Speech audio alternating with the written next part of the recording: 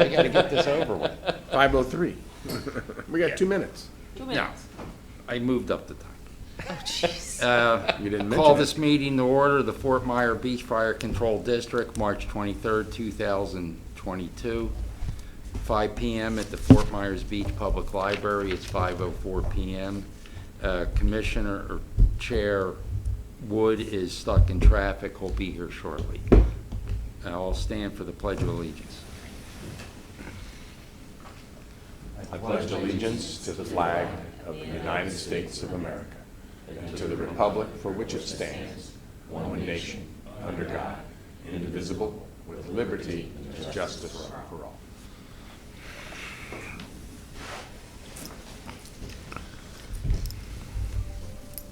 Okay, do I have an adoption of the agenda?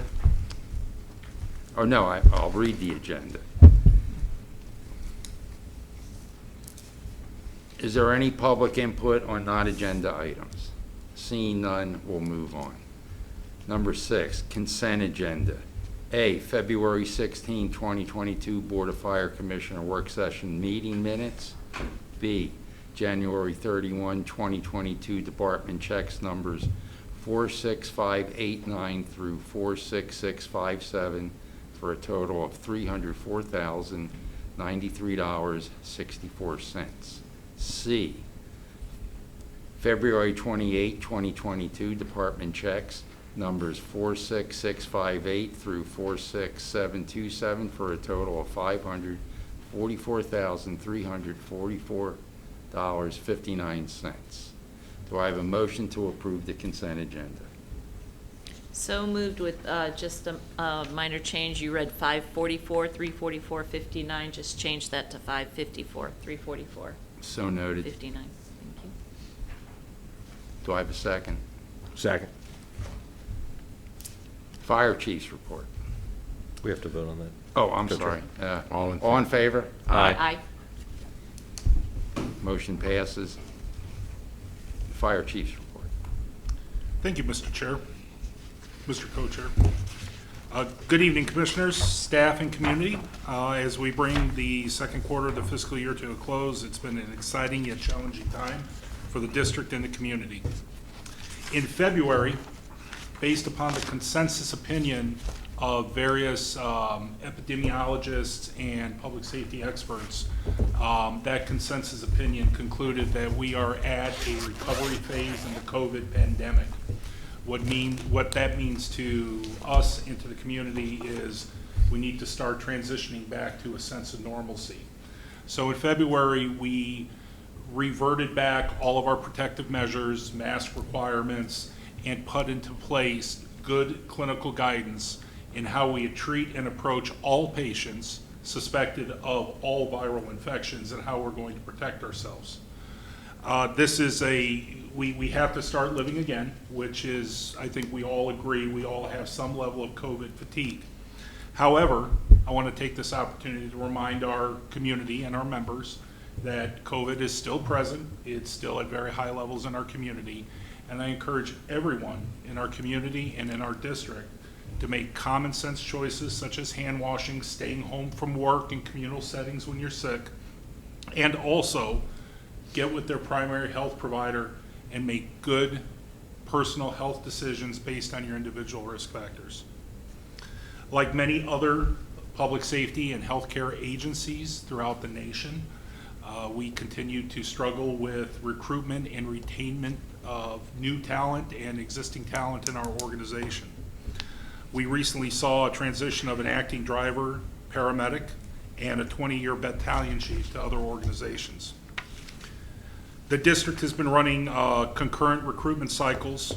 We've resulted in 0 candidates being extended job offers due to a lack of demonstrated knowledge to meet our minimum entry-level competencies to the district standards. As a result of our ongoing recruitment and retention struggles, the district experiences stress at all levels of the organization.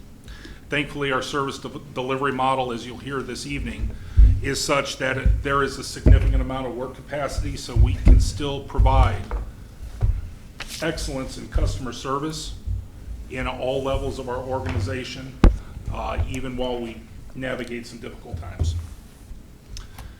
We will continue to make reasonable and prudent hiring decisions, and we will not substitute quantity for quality.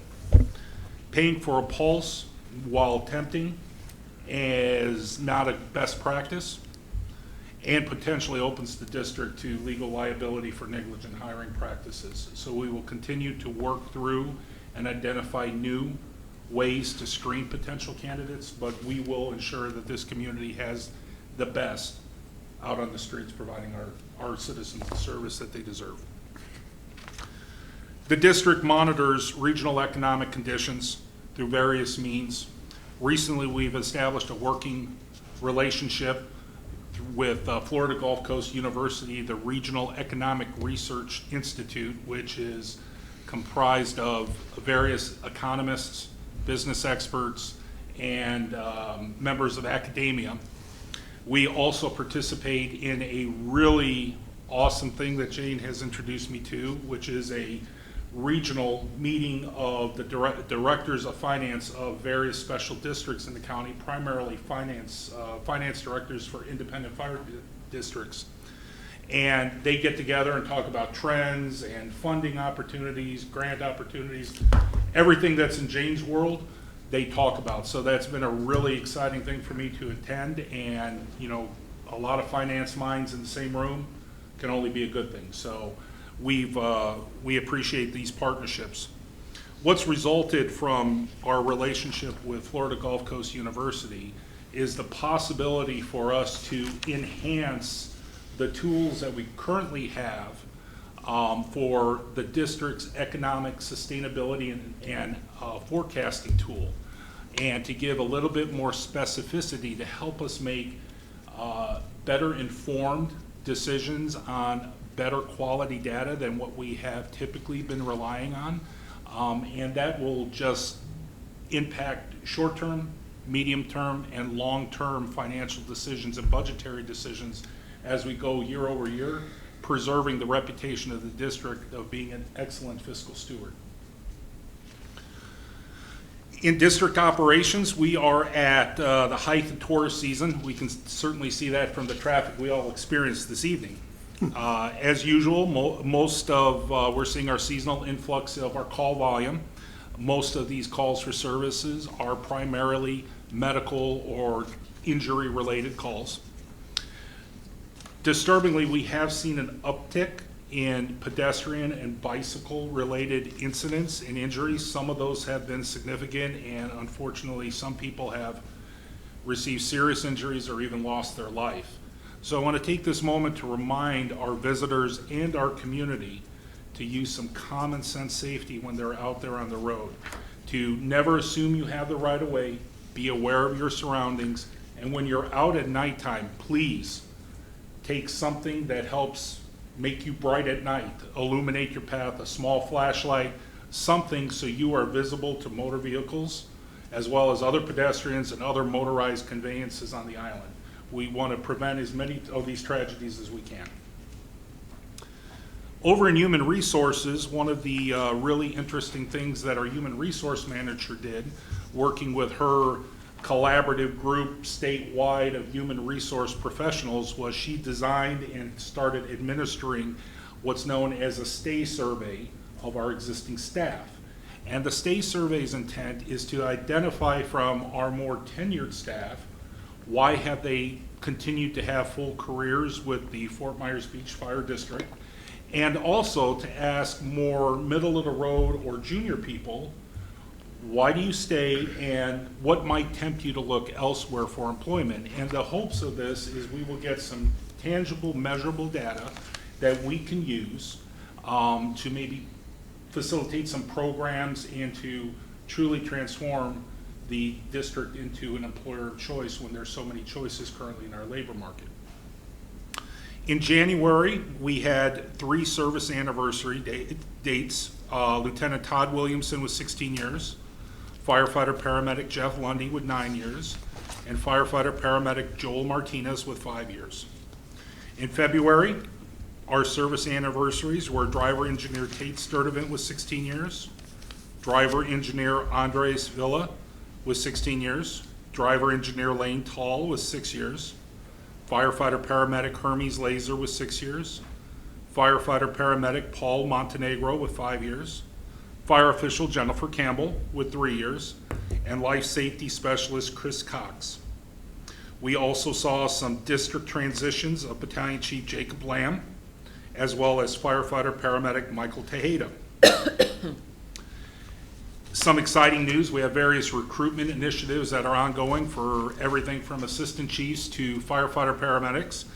But next week, March 29th, I'm very happy to tell all of you, our new technology and security administrator will be starting, which our fire official who has been picking up the slack for IT needs, she's a lady of many talents, is also excited, but our new IT administrator will be starting on Monday and starting an orientation to our systems. And I would like to thank Fire Official Campbell for stepping up to the plate and really doing a phenomenal job.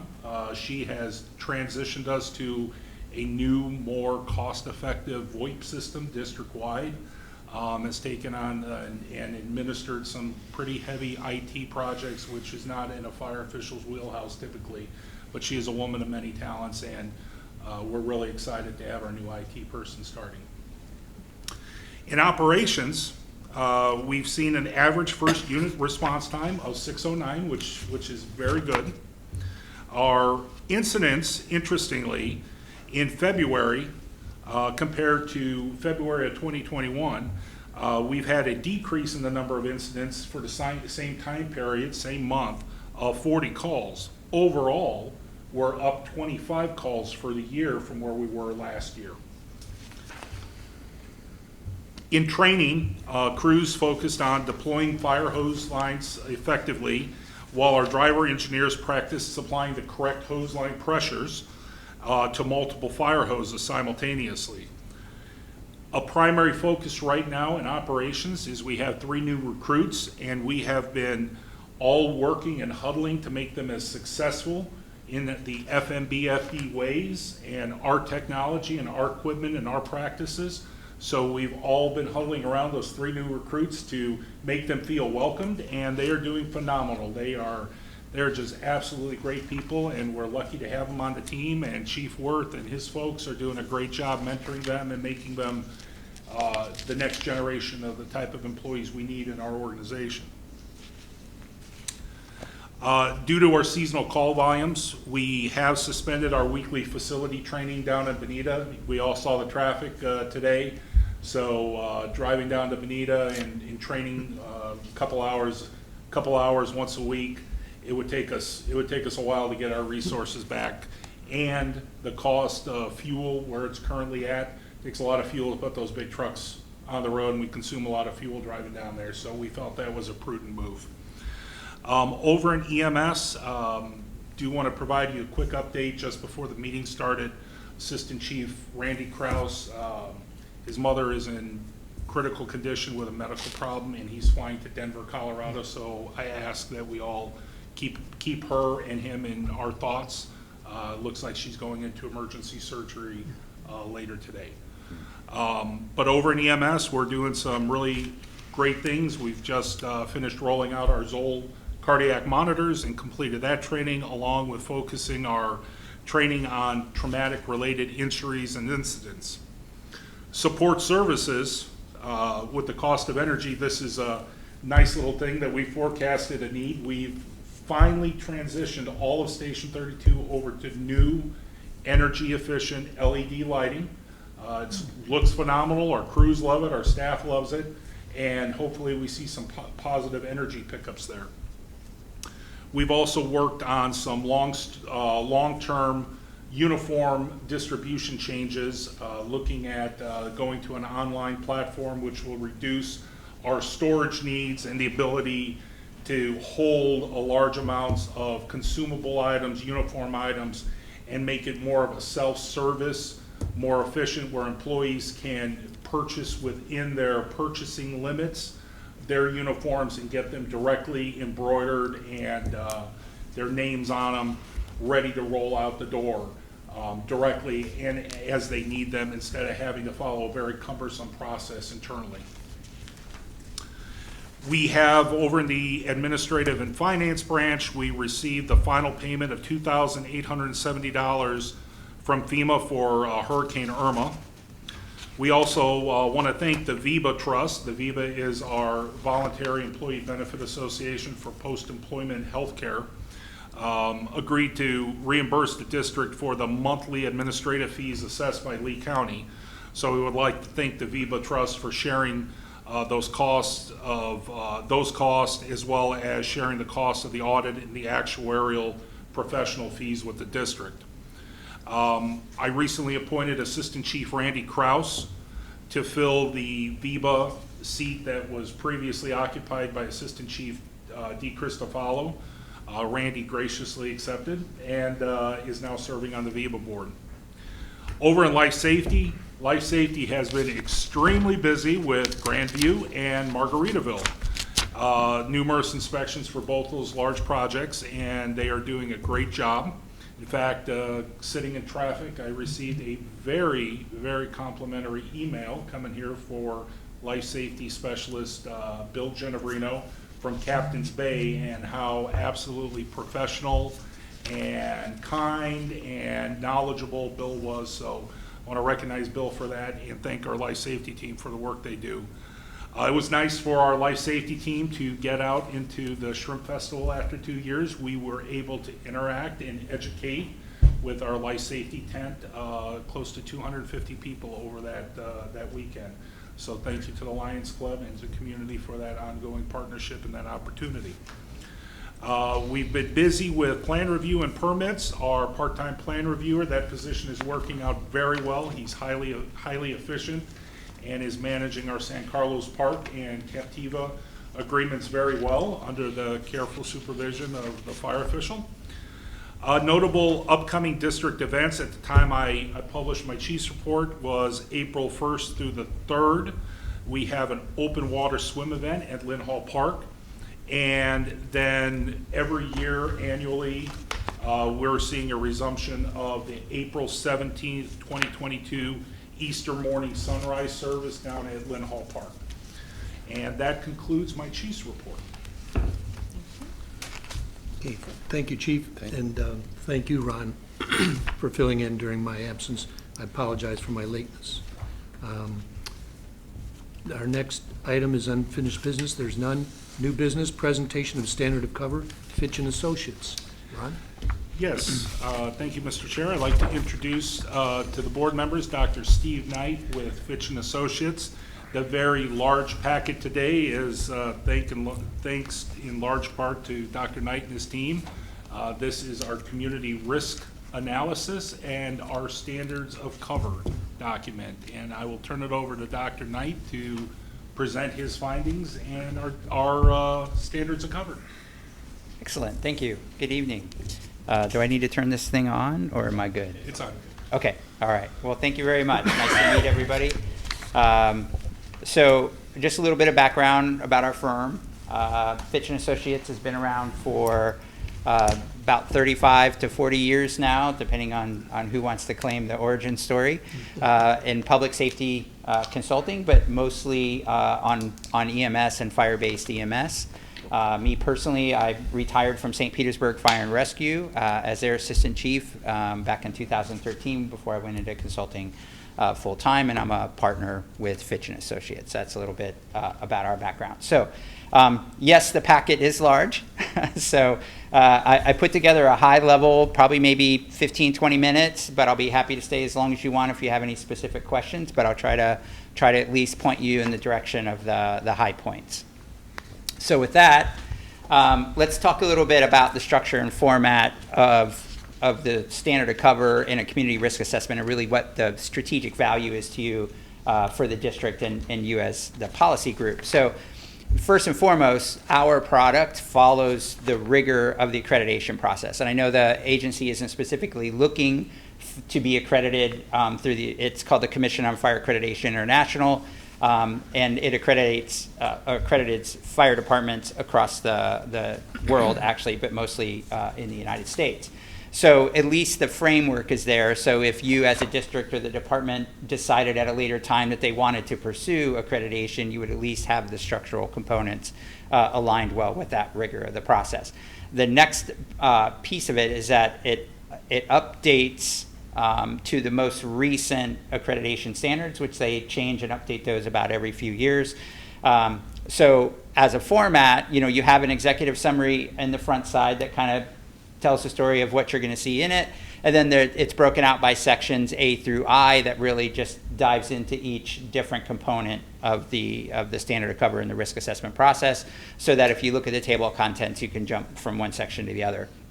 And then in the background, and we didn't submit it specifically because it's already large enough, but technical resources for the department and the chief to use is a quantitative data report, a GIS report about station locations, things like that, and the actual risk assessment, so that if anybody want to dive deeper into what measures were weighted and how they were included, there's a separate report for that. So there's plenty of detail for the department to navigate moving forward.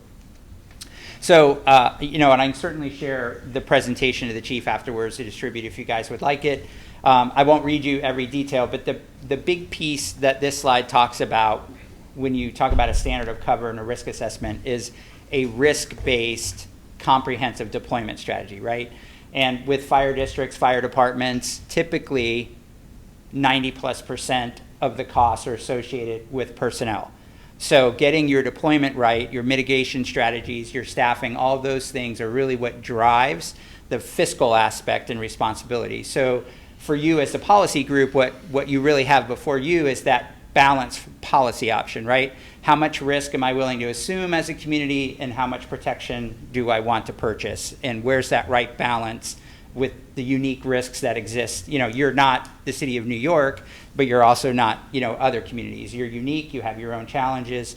So what this does is it builds, and I'll speak to it a little bit at the very end, but what it does is it builds a framework for you so that as conditions change in your environment, whether that's fiscal stressors, you have a lot of development or something changes, that you don't have to start the conversation at ground zero every time when you talk about how do I adjust? Do I need to reinvest? Do we need to contract in some manner? So this framework has a system of measures for you so you can navigate, how you want to measure and how you want to respond to risk. Because ultimately, in the end, what this document does for you is to say like risk gets a like response from the department, so that everybody's getting a commensurate level of risk and response measurement. So that's really the greatest value to you moving forward. So let's talk a little bit about the data. The chief gave you a brief overview of the current. This is really historical data going back to 2019. And really what this is describing, so that top table, if you would, looks at what's your call volume. And as the chief mentioned, you can see across the top, and this is true in nearly every community in the country, is that the EMS is the lion's share of your workload. Fire services generally are, whether they're providing transport services or not, are very heavily weighted in the emergency medical services. And that's driven by community demand, right? The community's requesting those level of services for you. So you guys are well aligned in how you're trying to protect that. Overall, your call volume, I would say your net call volume is just trickling up, but it's been pretty volatile over the 3 years that we were able to view, because it dropped by 18% one year, stayed about zero the next year, then jumped by 25% the next year. But the good news, as the chief mentioned, is you really have a robust deployment available to you, so you can ride those variations in demand very easily and accommodate it within your current deployment strategy.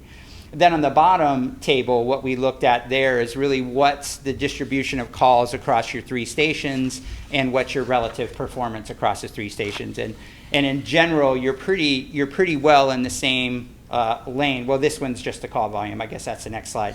But the lane is pretty similar across there. So you have, again, flexibility as you move forward to look at different configurations. If you needed to change anything, you really got a pretty solid platform to do that. And then the picture on the right, the figure is really what the industry refers to as a heat map, and it's really just a call density component of all the calls in your community. And you can see kind of on the north end of that island is where your hottest area is, but you certainly have calls all throughout the community. So now we're going to talk a little bit about the system reliability. So there's two main measures that we use to look at how well performing your deployment model is. So the one on the left is call concurrency or simultaneity. And what we measure there is how often does a call occur, and while the crews are out, I teed that up perfectly for you. So when you're out on a call, how often does a second call or third call occur at the same time before they can finish the call and go back available? And you can see that the Station 31 is the highest rate of call concurrency, but it's only about 10-11%, so which is extremely reasonable. We generally don't pay attention to it until at least it's 15%, but ideally, generally we don't reinvest with a second unit or more because of the call volume until it hits about 30%. So now, as a policy group, you can set that mark wherever you want for your comfort level, but in the industry, generally, if you can hit 70% of goal, that's usually reasonable. So that's why that 30% works there. Then the one on the right side is the reliability. So how we measure that is to say, I'll use Station 32 because that's the first column there. How often does a call come in for Station 32's area that units assigned to Station 32 were available and responded to the call? In all three stations, you're well over 90% for that, which is great, which means that 9 out of 10 times when a call occurs, the theoretically closest unit is able to respond to that call. So when you kind of juxtapose the two measures, what we're saying is you're really, really reliable to go on the calls, and when you do go on the calls, you're able to bring it to closure and get back available before another call occurs. So you're really looking pretty robust there. Does that make sense?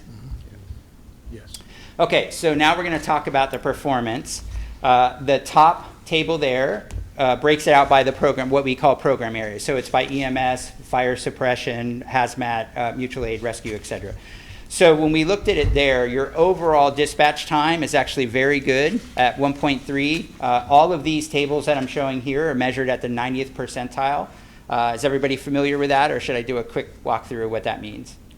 Quick walkthrough, okay. So unlike the average, right, which usually publicly we talk in averages for the community consumption, right?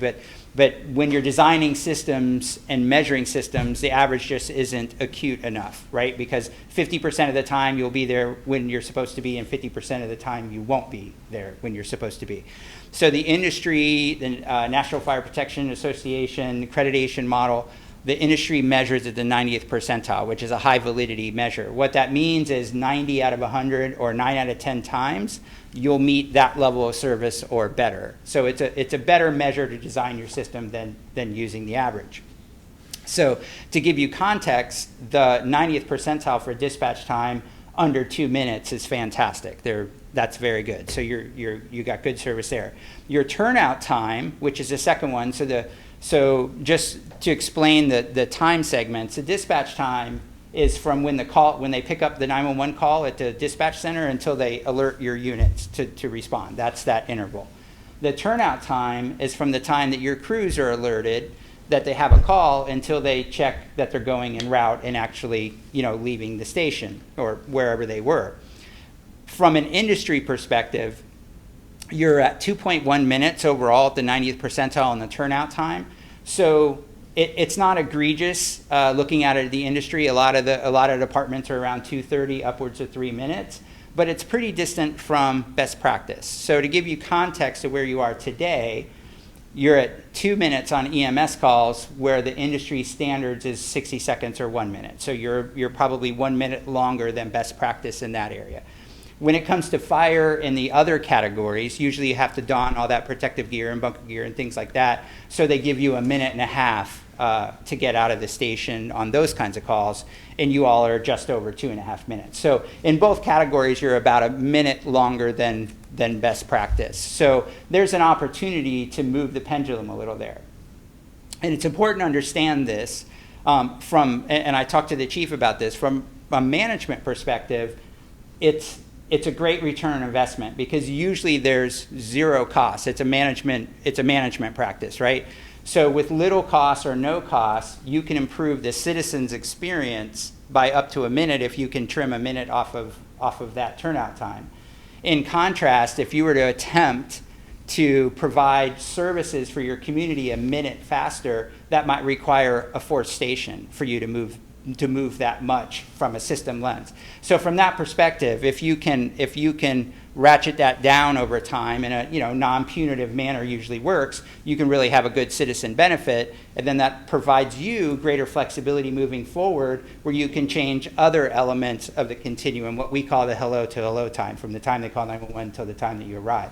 So you have other opportunities to, you could change your travel time, you could have a different station or unit configuration, whatever, down the line. So it's a good thing to address if you can, because you get a great return on investment.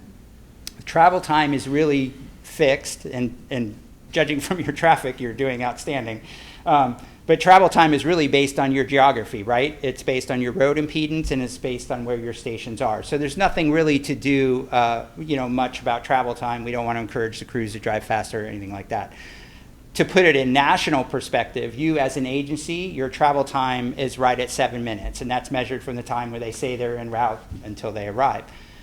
Nationally, at the 90th percentile, that's excellent. Most communities are somewhere between 5 and 9 minutes, depending on where they're at. Rural areas obviously have longer response times. Yes, sir. The 7 minutes, does that apply to the EMS calls as well as fire, or is that a combination of the two? Or are they split? Right, no, great question. So if you look at the top line, that's EMS. It's probably too far, but it's 6.6 minutes for EMS, and it's a little longer for fire. So, but the net configuration of all your calls lands at 7 minutes. So, yeah, absolutely, great question. And then the bottom table really looks at what your per station performance is. The good news is, sometimes when you run the data and you get a little granular, you can actually see that certain shifts or certain supervisors have different performance. You guys are performing the same across, at least across your stations. So whatever improvement, there isn't any kind of systematic bias in your performance. You're going to be able to address it pretty easily. And the overall travel time, as I mentioned a little prematurely on the last slide, is really in the same lane across your station. So that's good from a service standpoint, that you don't have a really aberrant area versus others. So it's all within a minute and a half. So you're looking pretty good. Unit hour utilization, is a measure of time on task. We call it a UHU. And really what it is it's an objective measure of workload. That's really the intent. Every fire department in the country believes that they're super busy because they're probably twice as busy as they were when they started, right? Everything is a relative measure. This at least has an objective way to say how busy is busy and what's too much, right? So if you're interested on the data side, it's measured from the time that they get the call until the time that they're available for all 911 related activities. So it would include the really, really long fires, it would include the quick turnarounds, the transports to the hospital, all of the time on task. What it shows is that your busiest 2 units, and I don't think it'd be a big surprise, are your rescues, right? Because they're transporting to the hospital and those calls. So the fire engines and ladder trucks usually turn around quicker because they're able to hand the patient off, at least on the EMS calls. But the level of work is right around 11%, 12% or less. So from a perspective of what's too busy, the industry standard that we use, and we manage ambulance systems as a firm, is 30% on a 24-hour shift. So at 30%, at that point, it's a people issue, right? You would reinvest to reduce workload and spread that out on a 24-hour shift. So you guys now, your busiest units are, say, 12% or less, somewhere in that range. So what that tells us is you have a lot of capacity to absorb new work, and you have a configuration that's robust enough where, as a policy group, if you had to change course, you could absorb more work. Like if you had to collapse 2 units into 1 unit or things like that, you could absorb that kind of work. So now, the rest of the story with UHU is because sometimes it doesn't translate well, right? In the office world, we don't say that, the maximum that you're going to work as an accountant is a third of your day, right? That doesn't go well. But this is 911 related activities. So the rest, if we just break up the 24-hour shift in a broad perspective, 8 hours or less should be handled on 911 calls. The other 16 hours would be management-directed things like fire prevention, training, public education, those kinds of things, health and wellness, maybe a little food and some sleep and things like that. So that's what that other 16 hours is for. There's not a value judgment because the workload is driven by the community calling 911, right? The crews shouldn't be generating their own work. We highly discourage that. So it's community driven through the 911 system. So the fact that they're not at 30% isn't a value statement about their level of effort or workload. It's just that's the upper threshold for how much is too much work. So again, the real takeaway on the graph is from the top of that column to that line at 30%, you've got a lot of capacity to absorb more tourism, more calls, those kinds of things. So that's the big takeaway. Now, on the very good news side, we looked at the EMS calls and the transport rate associated with those calls. So the top darker blue line is all of the EMS calls, and the lighter blue line is the times that you transported. What we're really testing here is to see that throughout the 24 hours, are the crews making a consistent assessment of when to take a person to the hospital and when not to take the person to the hospital.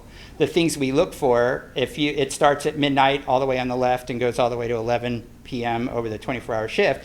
But if you look, say, between midnight and 7 a.m., that's one of the areas that we target in just to make sure that it's not more enticing to go back to the station or back to bed than it is to make a clinical decision and take the person to the hospital. What the findings here are is you're making a consistent decision about transport, which tells us that you're making a clinically based decision and you're providing really great service. So 2 thumbs up to the department and the crews for that. Question? Yes, sir. Since we only transport 57% of the time, are you able to tell us how many times a first responder and a rescue went? And I'm asking that question because it seems like 57% of the time no one is needed, but are we sending 2 units, a first responder and the rescue? Yeah, so I'll defer to the chief on part of it.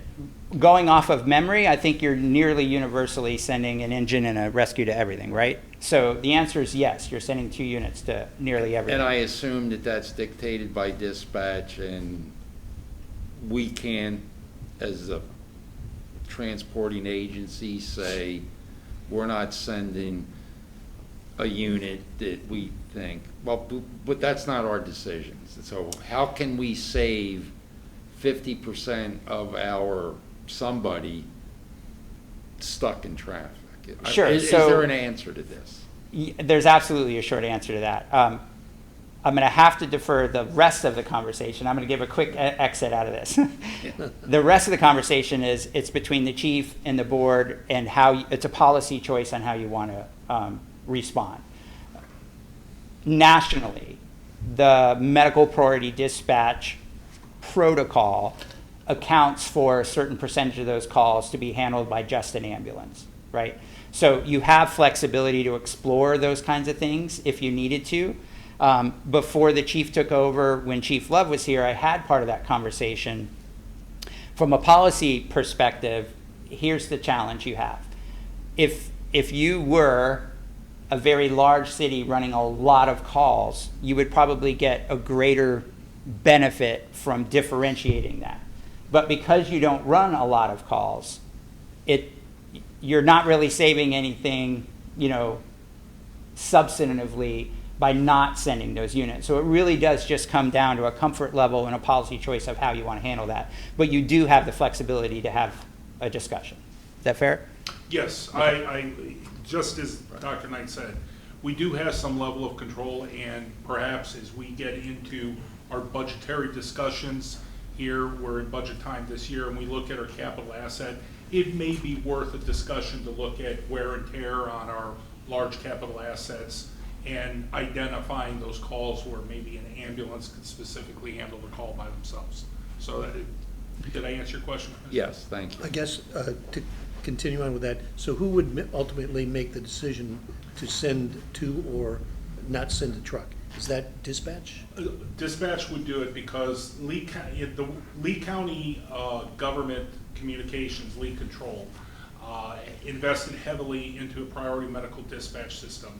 And they do a lot of training with their people, and if they follow the script, 80% of the time they're identifying the high acuity versus the low acuity calls, which in our system, like every other system, the predominant calls are low acuity calls.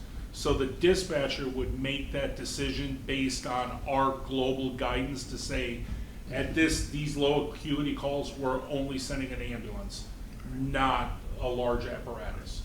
And we're seeing that trend around the county too, with some of the larger, busier agencies, the city of Fort Myers, Iona, McGregor. So some of the larger fire agencies are looking at that model and implementing it. Thank you. Yeah. One piece of your question I didn't address, though, I didn't want to leave just hanging. And the fact that you didn't transport them doesn't mean that you shouldn't have been there. You're still getting an advanced life support assessment of the patient. And many times they might be directing them, they can go in their own car to the hospital. I mean, so you don't want to avoid the response just because you're only transporting 57% of the time, but you might be able to make different deployment decisions based on by acuity like the chief just described. So you have flexibility. Yes, but, I agree. Yeah. I'm not saying our crews, by the analysis you're giving, are overworked, but as you earlier suggested, should we be forced down the road to combine units, then that 57% could mean something. Yes, right.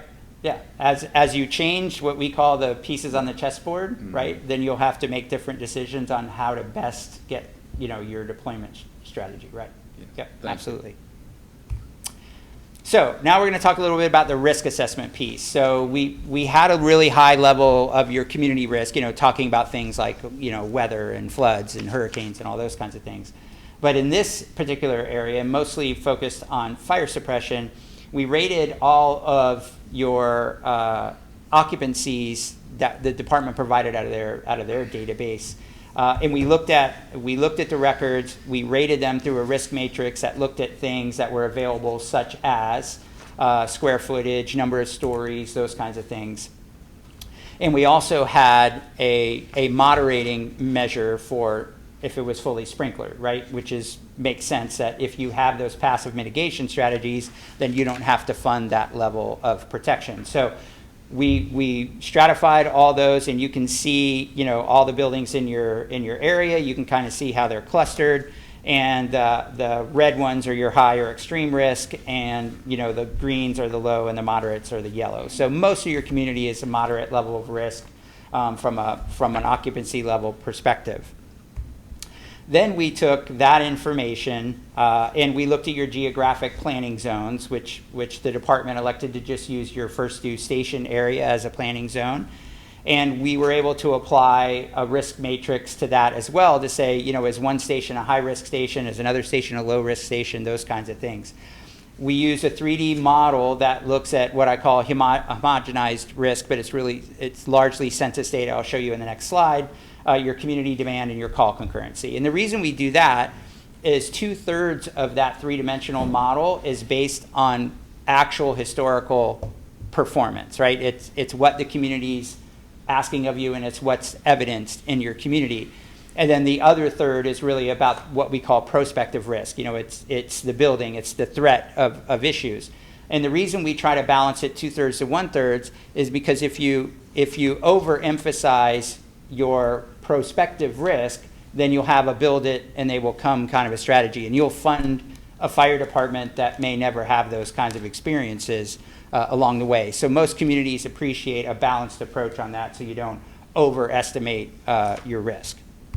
So to look at it, if you're really into the data, the formula is on the top, and then the bottom you can see all the different areas, and I kind of listed them out. So we looked at things like population density, the median household income, unemployment, the square mileage of each area, median age, percentage of homes greater than 50 years old, and the number of moderate, high, and maximum risk occupancies in each zone. And then we blended that with your call concurrency and your demand. So those are like the three areas. So it gives a pretty robust manner to attempt to measure risk.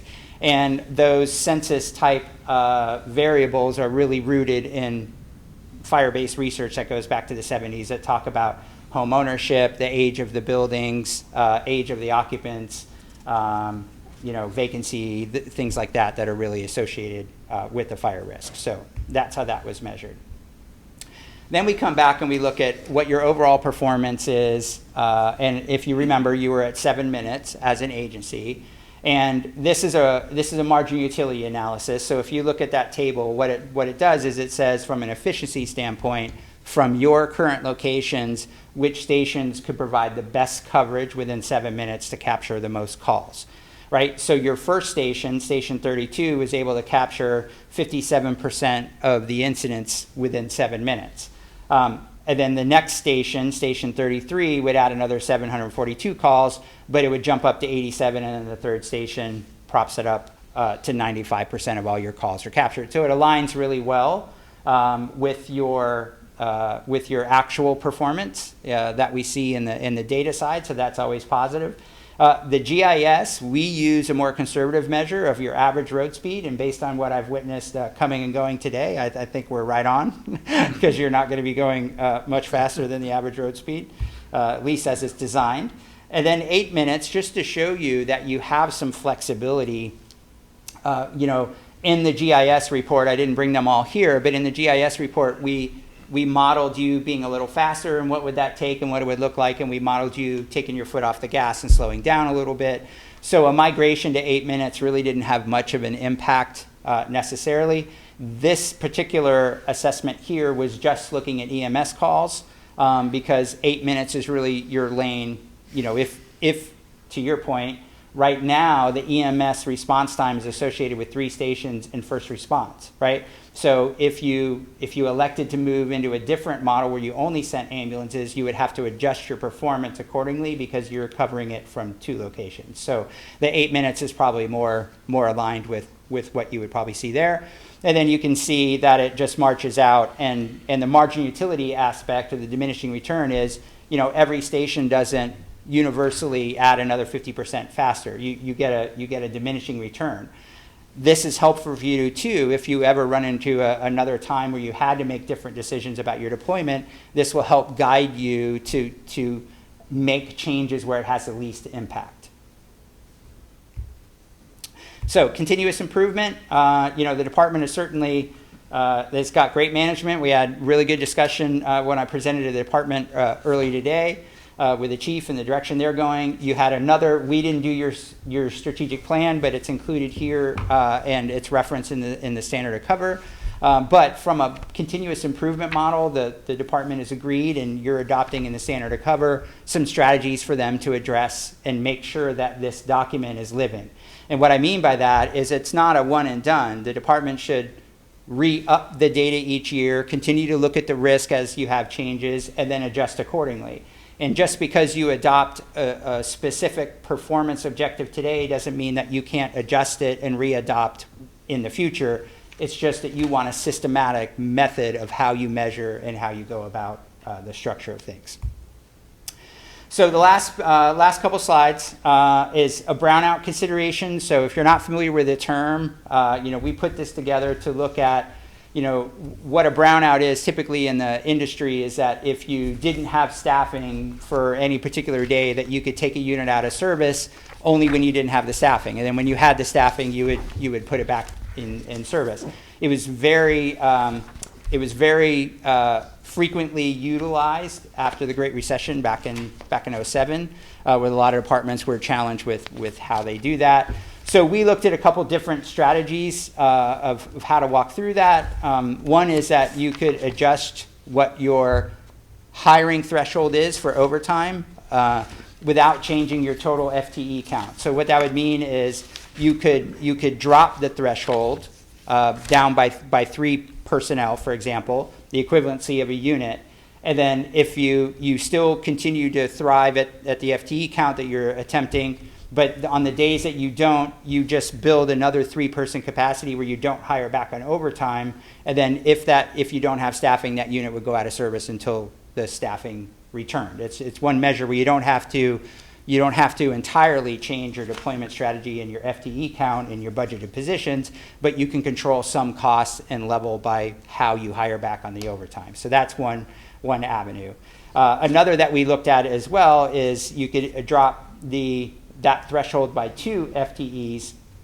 And because Truck 33 was so limited on its use, it was like 0.03%, that you could, or 3%, that you could combine the Rescue 33 and the Truck 33 into a single unit. We call that cross-staffing. And then if they had a fire call, they would take the ladder truck, and if they have a rescue call, they would take the rescue. That's another strategy. Because, and these are important values, because the call concurrency is so low and the workload is low, it's reasonable to cross-staff, and you won't be caught very often, when you're on the ladder truck but you needed a rescue, or you were on the rescue and you needed a ladder truck, because the call volume doesn't support that moment of collision statistically. Now, it will probably happen the first week if you made that change, but over time, you're just not really going to be very exposed. So that's one avenue that you could explore.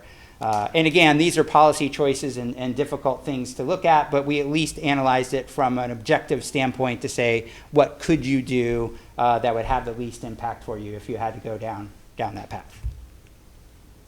And then the last piece is really the automatic aid agreements. So what we wanted to do is look at the automatic aid and talk a little bit about the value to you.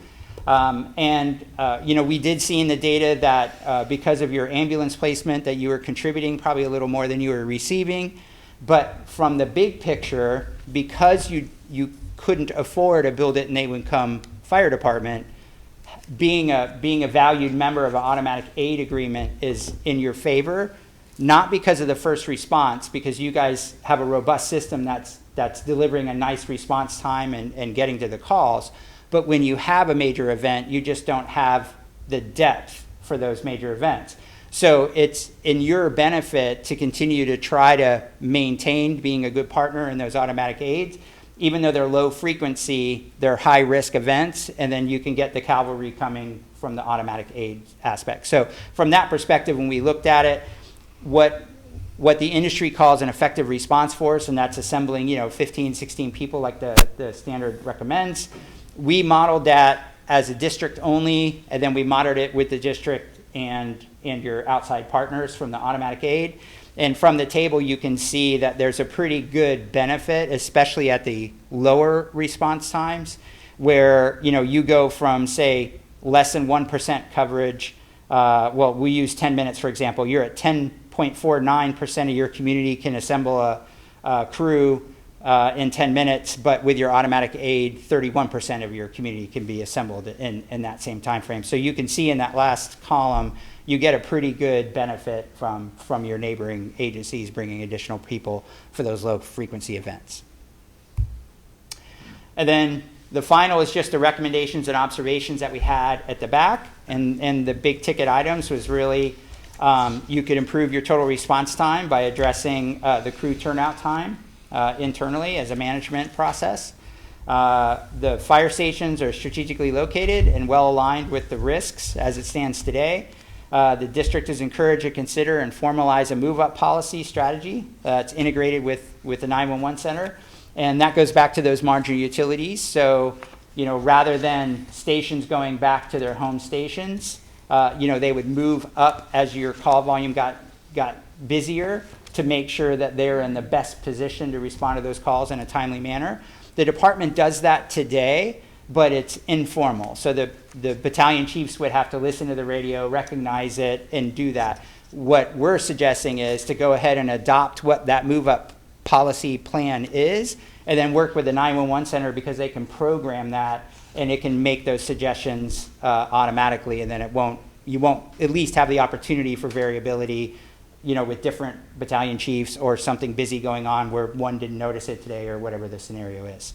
And then the current workload provides considerable capacity to absorb more work, which we talked about. We talked about the brownout. So, our recommendation is not that you need to do a brownout, but if you had to, we recommend that you follow the strategy that we measured objectively. And then the last piece is it's recommended the district continue to make every effort to remain a valued partner of your automatic aid. So overall, I would say that it really validates, our study validates for the most part what you've been doing. And then you've got some flexibility as a policy group moving forward if you needed to go in a different direction for any reason. Any questions? Questions, Jim? Not of you. No. Okay. All right, I'll take it. John? Just one, on the overall response, does that data include when we need an ambulance from Lee County if ours are out of service? Which reason? I mean, we captured. In the overall numbers for response times and those things? Or is that just our in-house units?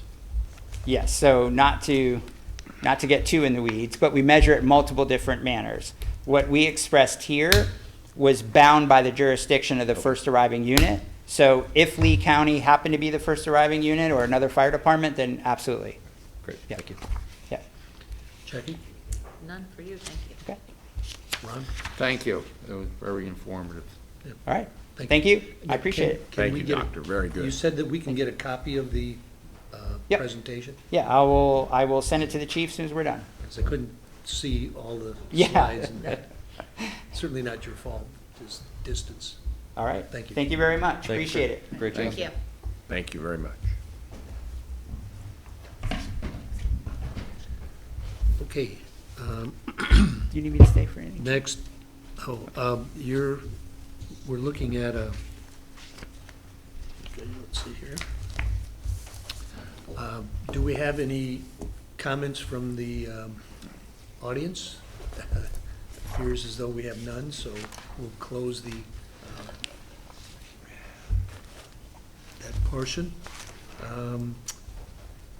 Is there any other discussion? We will need to make a motion, is that correct?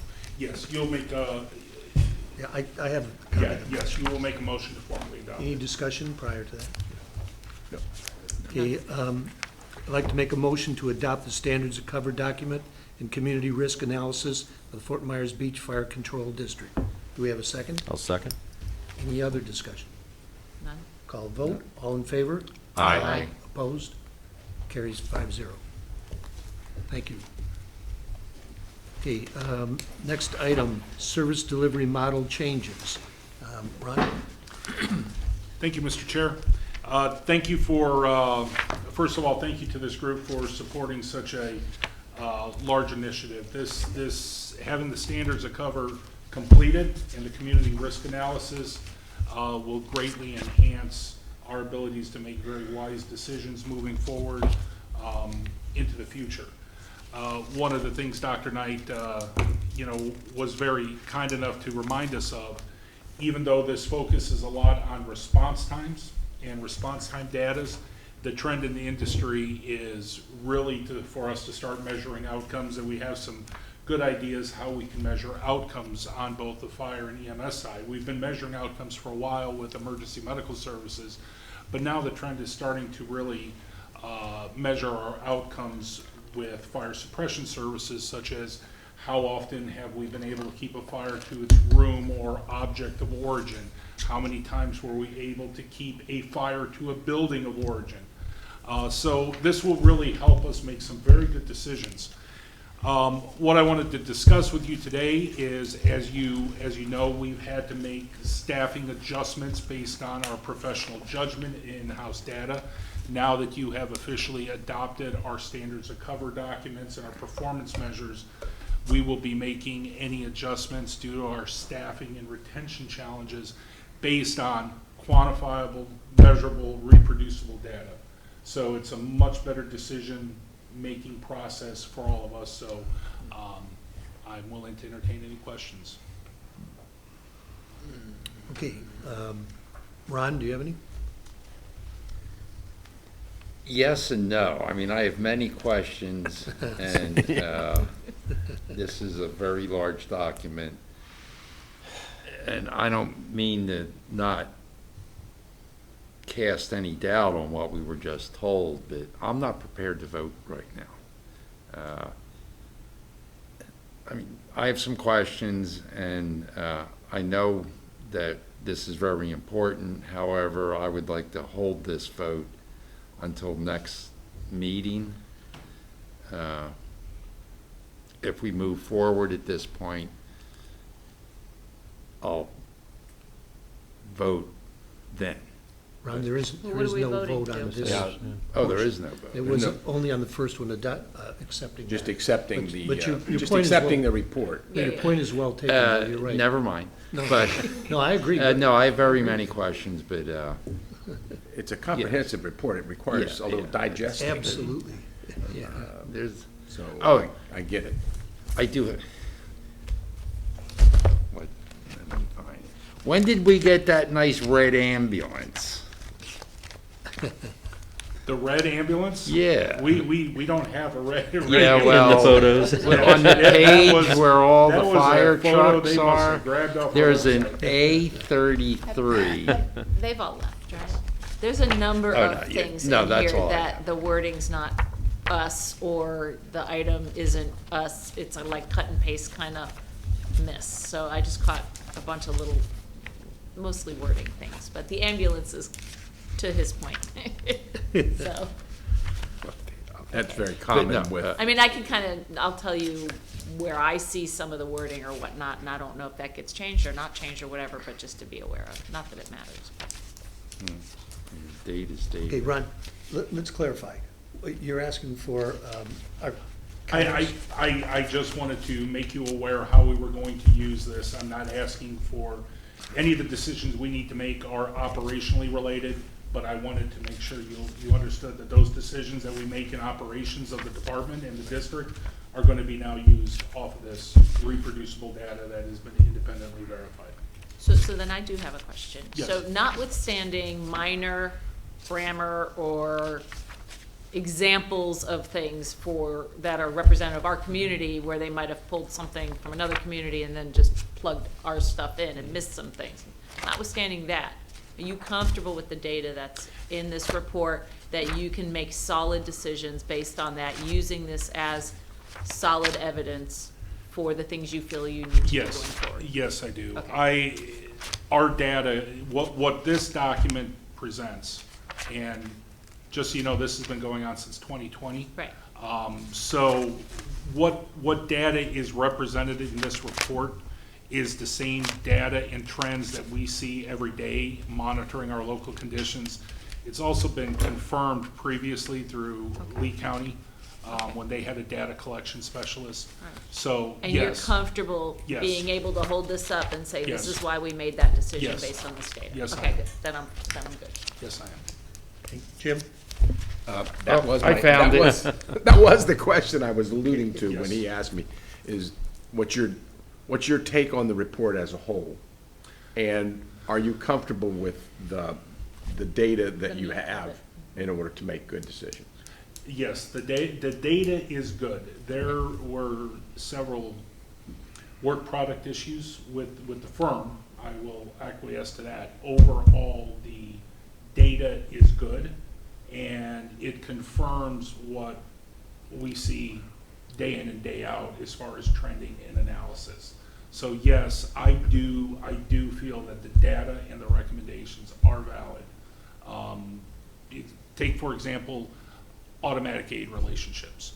Automatic aid is absolutely essential and vital to our community and to the district. But is it a little bit lopsided? Yes, it is lopsided. We're receiving aid 4% of the time. 4% of the time, we really, really, really need that aid. We need that cavalry running. But then 20% of the time, we're sending resources outside of the district, accounting for about 20% of the district's workload. So that gives me the data that I need to start putting in some controls. And we've already put in some of the control measures that we need with our staffing situation.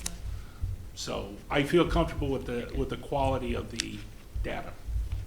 Because, you're the one who's got to stand there and hold it up Yep. and say, this is why I made this choice. And Yes. I'm using this information. So as long as you're good with it and your team's good with it, then I'm Yes. good with it. Go ahead, go ahead. I accept, I mean, I voted yes to accept the report. But on page 42 of the Fitch and Associates report, figure 4, FMB FCD Rescue 33, and it's a beautiful red ambulance with a 33. I can't see what the real fire department is, but if they're putting in pictures of apparatus that we don't have, what else are they putting in here? I'm just throwing it out there. I think, I mean, just my assumption, if I can interject, is that's similar to the units we will be getting, correct, that we ordered? Similar to the units, yes. So it's representative of that asset in the future. Those are That our was my previous assumption. I unit. didn't think they were trying to No, snowball us on I'm not, anything. I'm just saying. And just so you Here's the know, document. We don't have one of these. so just so you I know, mean, that that's is our really in the previous weeds. rescues. Ours This was our rescue prior to the green ones that we have now.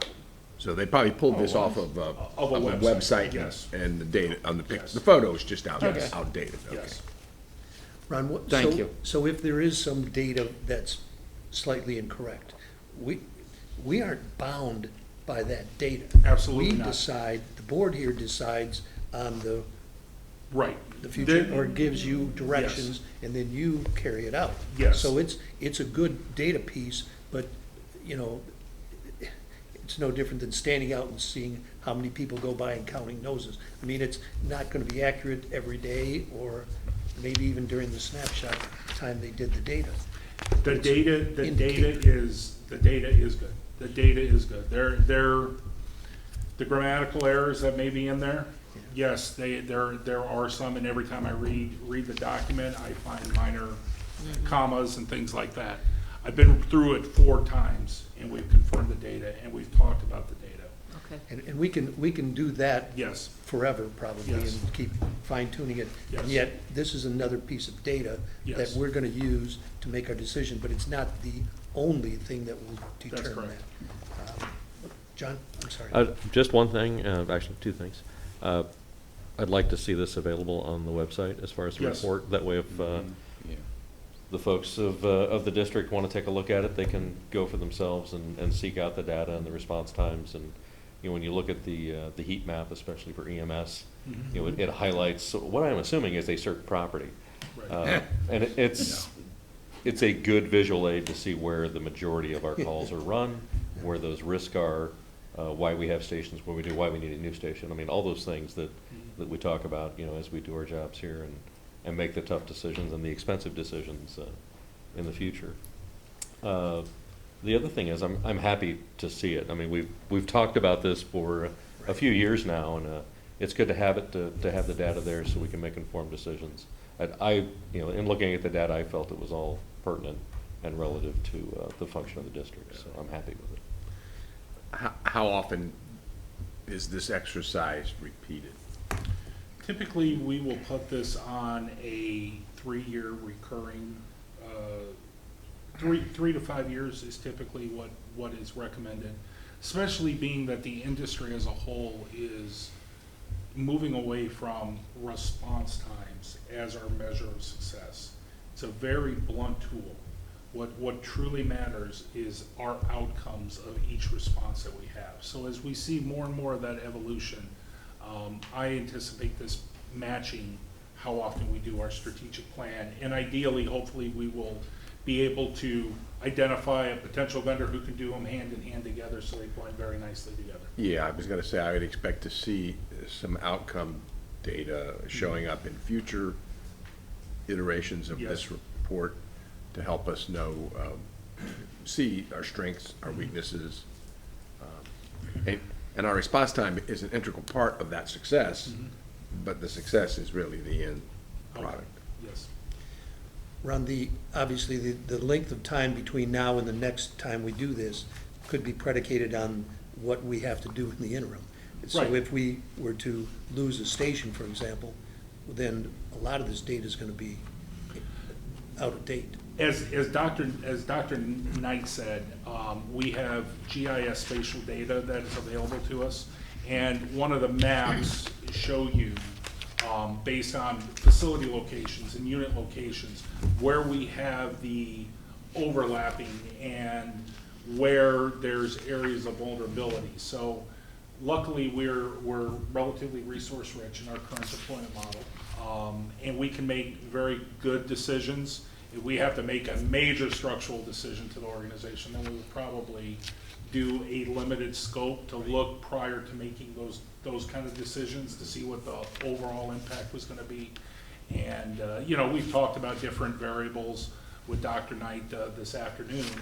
And one of those, you know, one of those things where, well, if we only wanted a limited service to look at the impacts of, you know, running 4 fire engines, for example, what would that look like? What would that do to our response times? And he can do that very easily since he already has our data plugged in. You know, 3 areas that I find intriguing are, one is the brownout concept. The other one is the turnout times that are too long for both, you know, both services. And the 30% time that people should be involved in activities, and we have 11%. Yes, so that Interesting. 30% threshold is a standard that has been in our industry for quite some time.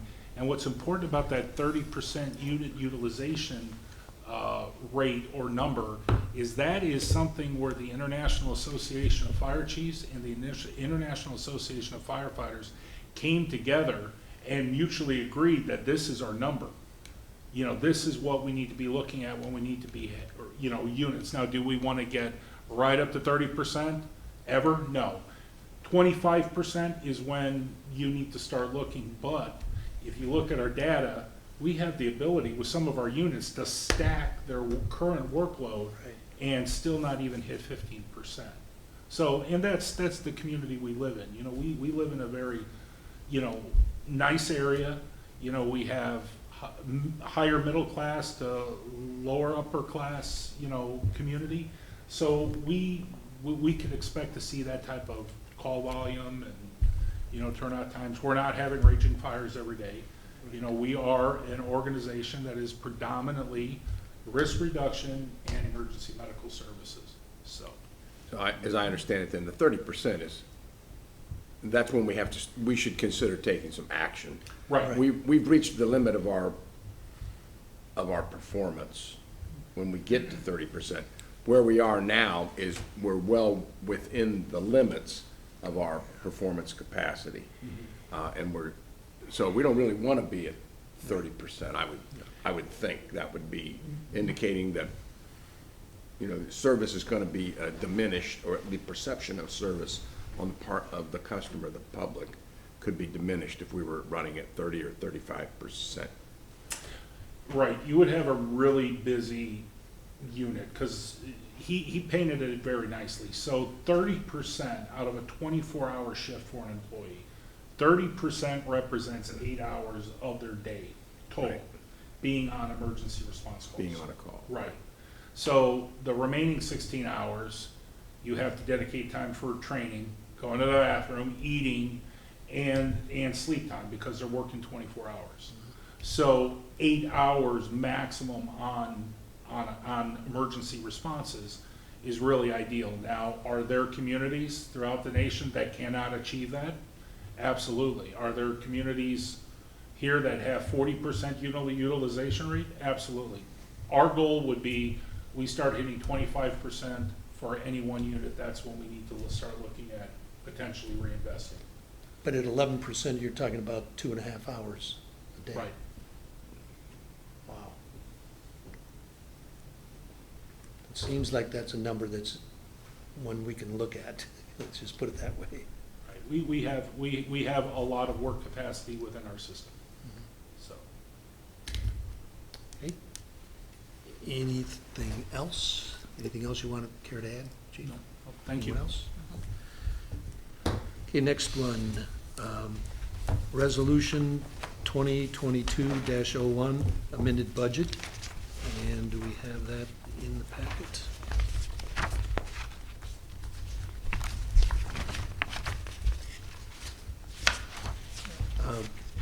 This is a motion that we have to make, is that correct? Yes, and they read the resolution, correct? Yes. Okay, can I ask our Sure. treasurer to read? Chief, can you or Jane just summarize what we're going to do here with this resolution? Correct. So this resolution is, we've completed our audit, which you guys will hear and hopefully adopt for fiscal year 2020, 2021. We do have $1.9 million that we are carrying forward from the previous fiscal year. That $1.9 million is the result of funded positions that are open, as well as professional design fees that we anticipated occurring in last fiscal year that did not, and we're carrying those forward into our fund balance. So that's what this resolution is doing. We are taking this money, and per our fund balance carry forward, will go into the fund balance reserve for building and equipment and replacement, increasing that fund balance by $1.9 million. Jane, did I say everything correctly? Thank you, sir. All right, now the fun part, the whereas, the where-tos, and the how-ahs. Yep. All right, Resolution 2022-01. A resolution of the a resolution of the Board of Commissioners of the Fort Myers Beach Fire Control District, Lee County, Florida, to amend the budget for fiscal year 2021-2022, providing for severability and providing for an effective date. Whereas the 2020-2021 fiscal year of the Fort Myers Beach Fire Control District ended September 30, 2021, and whereas the Fort Myers Beach Fire Control District ended the 2020-2021 fiscal year with an actual general fund balance of $10,400,208 and not with the budgeted and anticipated year-end fund balance of $8,500,000. And whereas the Board of Fire Commissioners of the Myers Beach Fire Control District is desirous of amending the annual budget and parts thereof for the 2021-2022 fiscal year to show the carry forward allocation of the district's actual fiscal year end and general fund balance in the amount of $10,400,208. Now therefore it be resolved by the Board of Commissioners of the Fort Myers Beach Fire Control District for the recitals set forth in this resolution, and that the Board of Commissioners is authorized to adopt the resolution by Chapter 191 of the Florida statutes and other laws. And we're going to do the Section 3 amendment of the budget for fiscal year 2021-2022. The Board of Commissioners hereby amends the district's budget for the 2021-2022 fiscal year to adjust the carry forward amount to equal the actual 2020-2021 fiscal year end fund balance of $10,400,208. The total adjustment required is $1,900,208 and will be adjusted as followed. 1. The fund balance carry forward will be increased by $1,900,208, and the assigned fund balance reserve for building and equipment replacement and sustainment will be increased by $1,900,208. Section 4, if any section, subsection, sentence, clause, or other provision of this resolution is held unconstitutional, inoperative, or void by a court of competent jurisdiction, such holdings shall not affect the remainder of this resolution. And then we're into Section 5, construction and effective date. The resolution shall be liberally construed to affect the purposes hereof and shall take effect immediately upon its adoption. Okay, I'll continue on from there. Thank you, sir. The foregoing resolution was offered by Commissioner Bennett, who moved the resolution's adoption. The motion was seconded by, do we have a motion? Second. So moved. By Commissioner Lezak. And upon being put to vote, the vote was as follows. Commissioner Fleming, Yes. Commissioner Bennett, Yes. Commissioner Lezak, Yes. Commissioner Nickel, Yes. and Commissioner Wood says yes. This motion has been duly passed and adopted on this 23rd day of March, 2022. Thank you. Thank you for reading that, sir. That's Appreciate always it. my pleasure. John? And one of your favorite things to do. It is, top 10. It's a high point. Okay.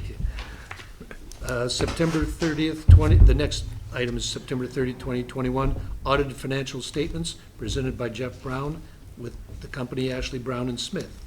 And we will be voting on this. Jane? Yes, I'd just like to thank Jeff Brown and his staff for I asked them to speed up the audit this year, and we got started right away and really kind of went through it quickly, efficiently. We didn't cut any corners, but it was very efficient, and we weren't held up by some of the other obstacles that had occurred in prior years. So I appreciate him and his staff getting the audit completed pretty quickly. So with that. As you mentioned, for the record here, to go over the September 30th, 2021, I won't go through this whole document. A couple things, I'll just hit some highlights here. On pages 1 and 2 is our independent audit report. So it's similar format as what I've been here in prior years to go over. It kind of outlines what your responsibility is or Jane's as management, what our responsibility is, and then you get to the opinion part, which is again what we call an unqualified, unmodified, clean opinion, which states that the financial statements referred to above present fairly in all material respects the financial position of the governmental activities of the district. So in English, that means that this great big disruptive audit process that we went through this year, everything was in accordance with governmental accounting standards, that they needed to be in compliance. We had no issues with any adjustments that needed to be made, so we appreciate their expertise and professionalism for sure. On page 3 starts the management's discussion and analysis. It's again a similar format as prior years. It provides a nice overview of the financial highlights for the year. It's narrative, it's got some charts and graphs and things in there, so it kind of brings everything into perspective a little bit, and it is easier to read than the actual financial statements themselves.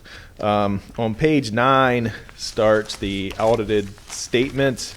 The first one is the statement of net position. The purpose of this statement is to take a snapshot as of the end of that fiscal year period, present all the district-wide assets and liabilities. So it starts at the top, obviously, with the current assets, cash, and then you get into your capital assets, your equipment, buildings, and that sort of thing. You can see the total assets and what we call deferred outflows is just over $27 million. And then the interesting numbers are down at the bottom of the page. So obviously the goal is to have some net position. So the total net position at the end of the year was just under $7 million. And of that amount, there's a negative $4.1 million of an unrestricted, what we call a deficit. I'll come back to that in a second. If you turn to page 10, this is the statement of activity. So this is sort of the income statement, profit and loss of, the total revenues and expenses on full accrual basis of accounting, really summarized into just a handful of numbers here. But that third number from the bottom, you can see that your net position is increasing. It increased almost $3.5 million last year, which is about what you started with. So it basically doubled, which is a good thing. There's a couple reasons for that I'll show you in a second here. Page 11 is more of what I call the old version of governmental accounting or governmental financial statements. This is basically just the current assets, current liabilities, what we call the fund level statement. So here the numbers are much smaller. You don't have the capital assets. You don't have the long-term debt on there. So you can see the total current assets are just under 11 million. And then you got liabilities of just about 500,000. And then you've got some assigned and unassigned fund balance in here. So the total fund balance is 10.4 million, but that kind of shows you the differences between the two statements. So this is just the current and the other one is more long-term. There's two reconciliations in here. One's on page 12 and it basically reconciles the two balance sheets together, and the other one reconciles the two income statements or expense statements, the second one being on page 13. So this is more of the financial flow, what we call a modified accrual basis of accounting. So here, for example, things like capital outlay. So you buy a fire truck, you build a fire station, whatever cash went out is reported on this page, where on the first one I went over, you depreciate buildings, you depreciate trucks. So those are kind of the differences between the two. But here, the third line from the bottom, it's again positive. You can see that the net change, your fund balance increased 2.7 million, which on a financial flow sort of a thing, the revenues were 14 million that came in, 11.7 went out. So there's that positive 2.7 number. 14's again that reconciliation between the two. On page 17 starts the notes to the financial statements. So this describes the organization, the significant accounting policies. There's not, I'm not going to go through this whole thing, but there's one thing back, all the way back on page 31. Part of what happened this year is a few years ago we talked about net pension liabilities and Florida retirement system and all these kind of actuarially calculated liabilities that are maybe out of your control a little bit. But you can see those numbers went way, way down this year, which happened statewide. So part of that impact increased your net position, the total district-wide liability. So there's some kind of funky stuff going on here, but it's not just you, it's everybody in the whole state. It just has to do with the way the pension kind of shook out this year. Hey, can you give me a little explanation of what that means? There's probably 15 pages of it in here that do explain it, but part of it too has to do with the investment return. So the investments, when they're making money, obviously the total liability from the whole FRS perspective. So what was happening was, you look back, say 3 or 4 years ago, that number was like doubling and triple. They're saying the liability, I mean, yours got to like 14 million. So it did not start there. So it was going up and up and up. And then all of a sudden they're saying, wait a minute now, it's too high. So it's coming back down, and that's basically what happened. But like I said, it's everybody's are all over the place like that. Is it kind of like a market correction type Correct. scenario? Yep. So it'll be interesting to see what happens this next time. So that's why I brought. So Thanks. right. And again, there's a lot. There's a lot more Okay. So now- to it than that. But one of the other things we obviously look at is kind of just the purpose of your resolution there. Did you overspend your budget? So back on page 50, there's a budget to actual summary schedule there, and down about 2/3 of the way down to the bottom, you can see it broken out there between personal services, operating, capital, and debt service. That last column, all positive variance. You did not overspend the budget, which is obviously a good thing. Page 59 starts a couple more of our reports. One is on what we call your internal control and compliance. So part of our audit procedures are looking at the district's internal controls. And on page 60, there's 2 positive statements there that say, during our audit, we did not identify any deficiencies in internal control that we consider to be material weaknesses. And then that last sentence in the next paragraph, same sort of thing. The results of our test disclose no instances of non-compliance or other matters that are required to be reported under government auditing standards. And the next one, page 61, is our report to you as management. But there's a couple bullet points here. No prior year audit findings, no positive financial condition, so no negative issues, all positive statements in here. So nothing. There is some new things that the Auditor General requires. So if you look at this report compared to the one we did last year, there's some additional requirements that we had to work through as far as some disclosures that are in here that may or may not make sense to some folks. But anyway, there's some additional information. How many people were on staff? What was the total salary? Some things like that that's already in there, but that's statutorily required. So it's in there. And with that, I'd be happy to try to answer any other questions you had. Well, first of all, I want to thank Jane. No deficiencies, no negatives. Absolutely. No, That's great. Love to yep. see that part. No, you're right. Didn't expect anything different. No, from I Jane. shouldn't. No. Okay, comments, questions? Okay, it's my lack of understanding. That's okay. On page 51, under variance favorable or unfavorable. Yeah. Why does it show an unfavorable variance? Cash brought forward is the number that caused it, and so it's listed as an unfavorable variance from the budgetary process, and I guess I just didn't understand why that showed up that way.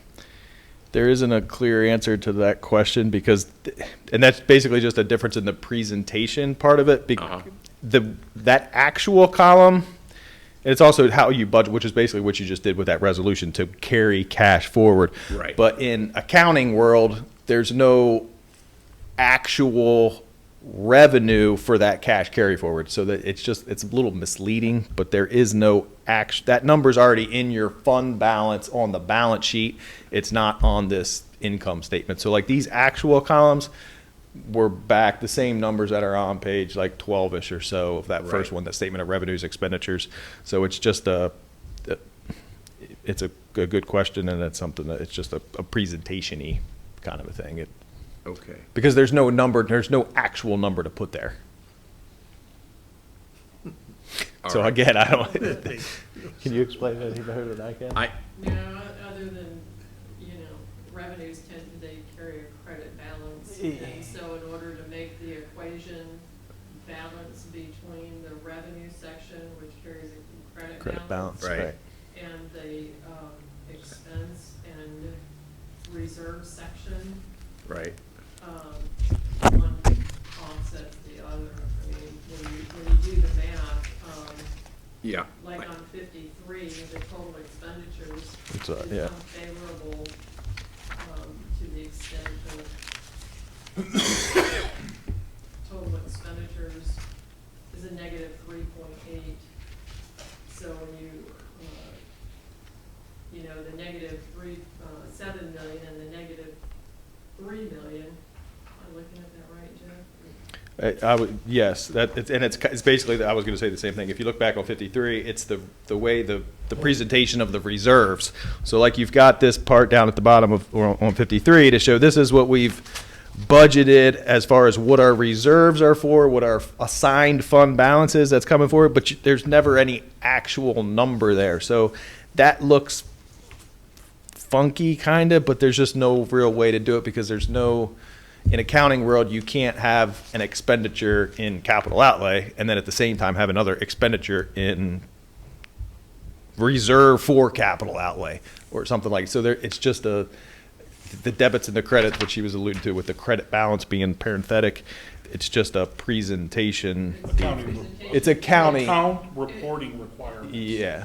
Okay. The governmental accounting standards attempt to make this easier to read. Right. And I'm so look happy. what Government happened. did this, now I get it. Yeah, there you go. The government accounting standards board is Well. a nonprofit agency, and every time, every year they come out with these new pronouncements on how to make this easier to read. And instead they're just adding more to it. So it's and then there's also well, this page has to tie or have the same data that's up in the front. Well, there's no way to really do it to make it make sense. So that's why it looks like that. Okay. So good question, but not a good Is answer. it basically standard accounting terms, and that's the only way we can apply it? It is. And if you look at other people around, I mean, I've seen some people don't even budget revenues, like they just budget expenditures. So you don't even see that top part or the bottom part. They just say we budgeted to spend $1 million and we spent 900,000, so we're good. So there's Right. That's Different- typically kind of what I was looking at that page thinking. and that's That's that- what I was seeing, and it's like, but then they call that unfavorable. And that didn't seem kosher to me. It's but I not, guess. and that's why I didn't even bring it because to me it's expenditure driven. So Right. like if I mean, page 51 makes a lot more sense to me than page 50. I agree with you. I agree with you. Just me. Yeah, no, it's not just you. It's Jane and I spent about an hour and a half trying to explain accounting rules because I keyed in on that very same thing. Yeah. I've had these discussions with my other accountant, and I always walk away confused. with more questions, right? Okay, Jackie? Makes my head hurt. Sorry. No, No Bless questions, thank you. Bless both of you and you, Yeah, Jane. appreciate it. God bless Absolutely. you more. Thank you. You're welcome. No, thank you. John?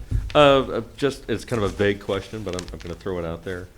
Since you've been doing this for us for a few years now, year to year, anything that sticks out to you as attention getting? I wouldn't say problematic, but just changes in the way our finances are going. in general. No, I would say for the most part they've been that, and we try to look at those first. Well, like when you take out the actuarially calculated liabilities and things like that. So we're looking at those kind of fund level statements and look cash carry forwards and things like that. So high level 40,000 kind of, and everything looks consistent as far as, but again, we're, as auditors and looking at it from a snapshot and point in time, we're kind of looking at it like, well, what's going to happen from that point out a year from now, not necessarily 3 years, 5 years, 7 years. But as far as what we're looking at on an annual basis, okay, here's where we ended fiscal year 21.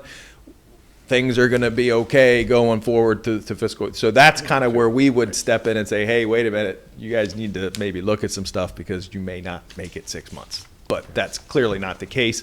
But no, as far as that side of it, no, things are, and we're also doing it from the internal control, and we have no issues with anything that's going on there. Segregation of duties and invoices to canceled checks, following them all the way through the general ledger and that sort of thing. Everything, they're doing a great job. Great, thank you.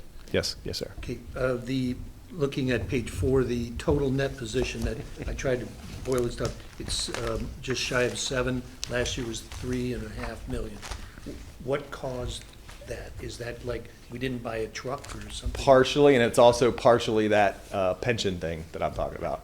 Okay, so a lot of that was the A pension. lots of variables, and not buying a truck, for example.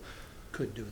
It could, but there's already depreciation in there for the ones that you already had. So there's a lot of factors, but that's kind of why I like to bring up the two of them together. You look at, okay, here's how much cash came in, not oversimplified, how much cash came in, how much cash went out, this number is positive, and then sort of the entity-wide, the bigger picture full accrual being, okay, well, yeah, this number went up too. But that's not always indicative either, because if you go back and look when we talked about those first few years when this FRS thing came out, it put a big old negative number on there that was totally out of your control. So everything is, you have to kind of keep it all in context, I guess. Do we have any public comment at this time? Seeing none, we'll close that portion. Any other discussions? Any questions? Okay, then I'll make a motion to adopt the audited financial statement for year ended September 30, 2021. Do we have a second? Second. Any other discussion before we vote? All in favor? Aye. Opposed? Carries 5-0. Thank you, Mr. Brown. That is Thank you, sir. wonderful. Thank You you. very much. And thanks to Appreciate Jane once again. And thanks for the Yes, thank you, Jane. explanation. Yep, absolutely. If there's anything else we can do, please, Jason, Thank you. reach out to us, email, Bill, and we'll do whatever we can help. Thank you. Thank you. Thank you. Enjoy the scenery. Once again, as we all want to thank Jane for her diligence, that's amazing. Every year, no discrepancies or anything, no findings, that's great. And I know how hard you work. Actually, I don't know how hard you work. People in the uniforms know how hard you work, and they tell us what a great job you do. So we want to thank you. Thank you. It really does start with everyone else. They make sure everything is done properly on the front side, so when I have it on the back side, it's easier to work with. Well, we know that you won't let them get out of line and do anything wrong, so we appreciate that too. Okay, if we're finished with that, Fire Chief remarks. Oh, wait. Station Oh. 31D. Oops, I went too Nice try, fast. Larry. Well, I'm sorry. Okay, how about Station 31 Facility Design Funding? All right, Okay, thank and you. that's why, go ahead. Yeah. Thank you, Mr. Chair. So I added this onto the item, so I wanted to, onto the agenda this evening, I wanted to bring up where we're at with Station 31's design and funding situation, and to potentially request a motion this evening from the board. So currently in the construction market, we are seeing escalations of raw construction material, structural steel, lumber, aluminum, copper, at unprecedented levels. In fact, the construction cost indexes that I have been following since becoming fire chief, we're seeing rates of escalation in construction costs that have never been seen before since 1949, when the federal government started tracking construction cost and the cost of construction material. Most industry experts agree that there will be at some point a flattening of that curve when that occurs, because historically with construction materials and construction cost, what goes up eventually comes down or flattens. We're just seeing a straight vertical spike in the cost. When we started this project, going into October 2021, when we approved the contracts for design professionals, we were starting at a facility between roughly 25 to 30,000 square foot based on our needs. And those are assessments that the district made. We were looking at a facility of pricing out at around $13.9 million when we approved those design contracts. An independent spatial analysis confirmed we need somewhere between 25 and 30 for all the goals and everything we need. And Chief Worth presented nice designs in December, and then we chiseled down and got to 26,000 square foot. Well, right now, based on our December data, that facility at 26,000 square foot with site work, fixtures, furnishings, and a fuel system, we're looking at about $17 million. So the cost is greatly outpacing what we anticipated. So instead of continuing to pay professional service fees to architects and construction managers and things like that, I would like to pause the aggressive schedule that we put out there. You know, we were already supposed to be getting to blueprints and design while Jane and I explore how we're going to absorb or reapproach this project and what alternative mechanisms we had. A couple weeks ago, we met with Lewis, Longman and Walker, and Commissioner Nickel, since you're newest to the board, Lewis, Longman and Walker is a very dominant legal law firm that provides services to all types of independent taxing districts and dependent taxing districts. And they've been around a very long time in Florida, and they're very well acquainted with different funding mechanisms for large capital infrastructure. So looking at all of our enabling legislation, they identified a couple of alternative options, but those options will require us to do some independent economic evaluations and feasibility studies, and that could take up to a year. I think with the dramatic escalation in construction costs, we do not want to get into a position where we're going full bore ahead and we maybe start coming out of the ground and we have to stop and leave concrete pilings and rebar sticking out of the ground. And we're seeing that in trends in local governments, that these construction projects, these capital infrastructure projects are eating up any contingencies that are built into construction projects. And this morning I learned a new term called, cost plus, where governments aren't even getting a guaranteed maximum price for construction. Contractors are saying, I'm gonna build it, and whatever the costs are for the materials, I'm gonna bill you that plus my fees on top of it. So right now, I think what's prudent is we pause the process, and doesn't mean we're not gonna still work on the process and look at funding solutions and even some plotting work with that property, maybe looking at parceling some of that property. But the architecture and stuff, we want to put them on pause for a little bit while we identify what our funding solutions are moving forward. So I would ask for a motion from the board to allow me to officially communicate with our design team to pause and put a status quo while Jane and I do some back-end funding evaluation. Okay. Well, discussion. Think about what he's just said, and I have a question. hopefully we've had a chance to kind of mull these things over. So do we have any comments, questions? I have a question. So what is part of your research into funding options, is that going to be to move forward with having what you mentioned, a study done that's going to take possibly a year?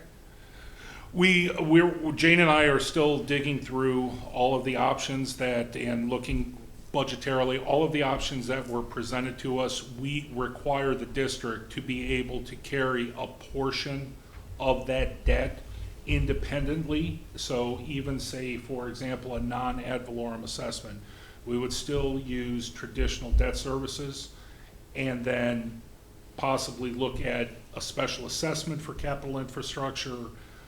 You know, we're looking at bonding options, but we still have to carry a portion of a debt that was larger than what we anticipated right now. So there's a lot of research, but yes, you know, part of it would be evaluation and seeing how long it would take for us to do an economic feasibility study. And what would an economic feasibility study cost? We haven't got that far yet. But would you I'm come sure to- right would now you- the standard price point is somewhere between $18 to $30 million, or Whoa, Yeah. that's a heck of a $18 study. to $30,000, because it is a lot of data, similar to what the standards of cover is. All right, and then would you come to us before you entered into that study to, Absolutely. There's a lot more discussions that this group and myself need to have moving forward. Okay, other questions? Ron? We have signed contracts with all the builders and Mhm. architects and all. Are there clauses in these contracts that allow us to do what you're asking? Yes, so Chief Worth was concerned because as a contractor, he saw what the construction materials were doing in October. So we do have clauses in all our contracts where we can pause it due to funding concerns. Will their costs go up for like the architecture or engineering? Will they have to re-engineer this, and will their costs go up according to contracts? Potentially for depending on how long we pause the project, that is a potential, Is yes. potential. Is Yes. there a percentage in there on that? I don't recall, I don't believe so. Okay, can we find out what our exposure is if that is the case? right. Yes, we could. Are there limitations on the length of the pause before the contractors say that the contract is not going to be fulfilled and we're going to terminate the contract? I believe it's up to 1 year at this point, in all three contracts. So we would be allowed to pause Yes, to evaluate and maybe identify funding capacity. We'd have about a year to accomplish that. yes. Get correct? But that would be only for the architect and the engineering. It Architect, wouldn't be for engineer, the, contractor, we have similar language in all three agreements. but not for building the actual structure. Yeah, the construction materials and construction projections, we do not have, because Nobody quite knows. simply, they're all being affected by labor, the Sure. labor market too, and skilled labor in all sectors is being driven up. Chief Worth and I were talking about a contact he had where their workers are asking for X amount percentage due to their personal fuel costs, so. Well, I'm very aware of what's happening to Grandview, next door to me, and they're dealing with the same issues. You know, their costs are just escalating beyond what they can charge to recoup any of the, I mean, they're eventually gonna be building that and selling it at cost, because there just won't be any place else. So, another unfortunately. question. John? It appears that we're gonna see increased, interest rates. I mean, they're gonna continue to go up. How is that going to impact us if we pause? And, you know, are we in a situation where we have a fixed interest rate right now, or we have an agreement? Or if we pause 6 months a year, we're gonna be open now to whatever the increased interest rates are going to be? We aren't even at that point with even our funding, even with debt services. We had estimates from 2019 at 4.4%, so we're not even at a point to lock an interest rate in this project Right. when it comes to facility funding. But I think we need to look at where we are today and where we might be, you know, potential Good point. worst-case scenario where we're gonna be in a year. Right. You know, if we're gonna go to, pick a number, 6. 8%? I Right. mean, that's gotta be figured into the cost of pausing, Mhm. because that would be a huge hit. You know, not that you wanna rush into it, but will waiting hurt us even further? It's a gamble. We can certainly move to the point and expend the funds that we have budgeted to get to a point where we have blueprints developed. And we could even submit them for permits with the understanding that if we have a funding challenge, we're gonna expend those funds, and chances are, if we go all the way to plan development and get permitting, and we have to sit for a year to 2 years while we build reserves, for example, to even meet our 80-20 plan, that we will have to take those plans and meet the newest code cycle, which gets adopted every 3 years. So we could certainly continue and design a facility. We can continue. I just want to be prudent with the funds that we have budgeted. And if I'm already identifying funding challenges and we got to look at things a little bit different, I don't want to spend those funds needlessly. But again, that is at your control and your discretion. John? What's our budgeted fees for architect, engineer, site planning? We were almost at $1 million, right? Yes, $1 million. And do you foresee our needs changing that would prevent us from going ahead with at least getting through blueprinting, design, site plan, even if we don't go to permitting? Will the basic design of the station change in 3 years, where we need to add space or a specialty room of some sort for hazmat or whatever's unforeseeable or maybe on the horizon that you guys are experts in that we may not have a clue of? I think the last model with some tweaks marginally check all the boxes, reducing down to 26,000 square foot. The other option we can look at is moving forward with simply the land development order. We could try to, I don't anticipate major changes based on the expectations that we were trying to accomplish. 26,000 square foot facility right now looks about right. It meets our needs. Doesn't leave a lot of room for future needs.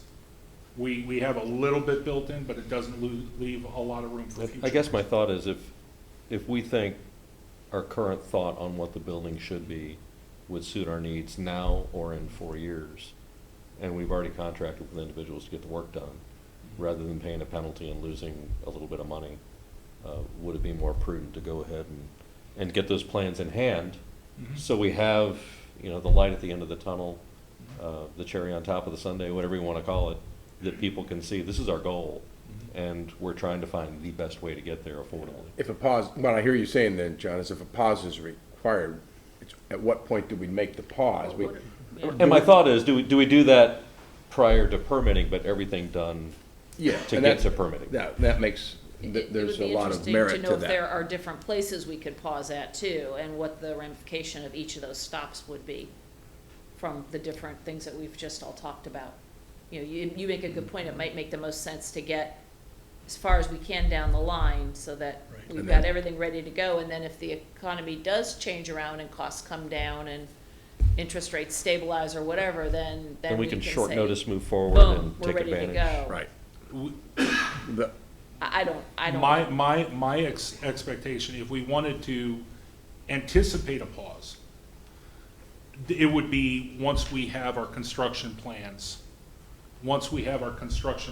in hand, and we hold on permitting. That's where the next most common sense The next stop pause. point. Because permits themselves have time limits. They do. Absolutely, on they them. have time limits. So- So does the land development order, Right. if it's not renewed. Right. And you have to anticipate the code cycle. So, for example, the project down where you were at, they paused that for a while, and then they had to go through the entire plan review Right. process, permitting process again, because we hit a code cycle.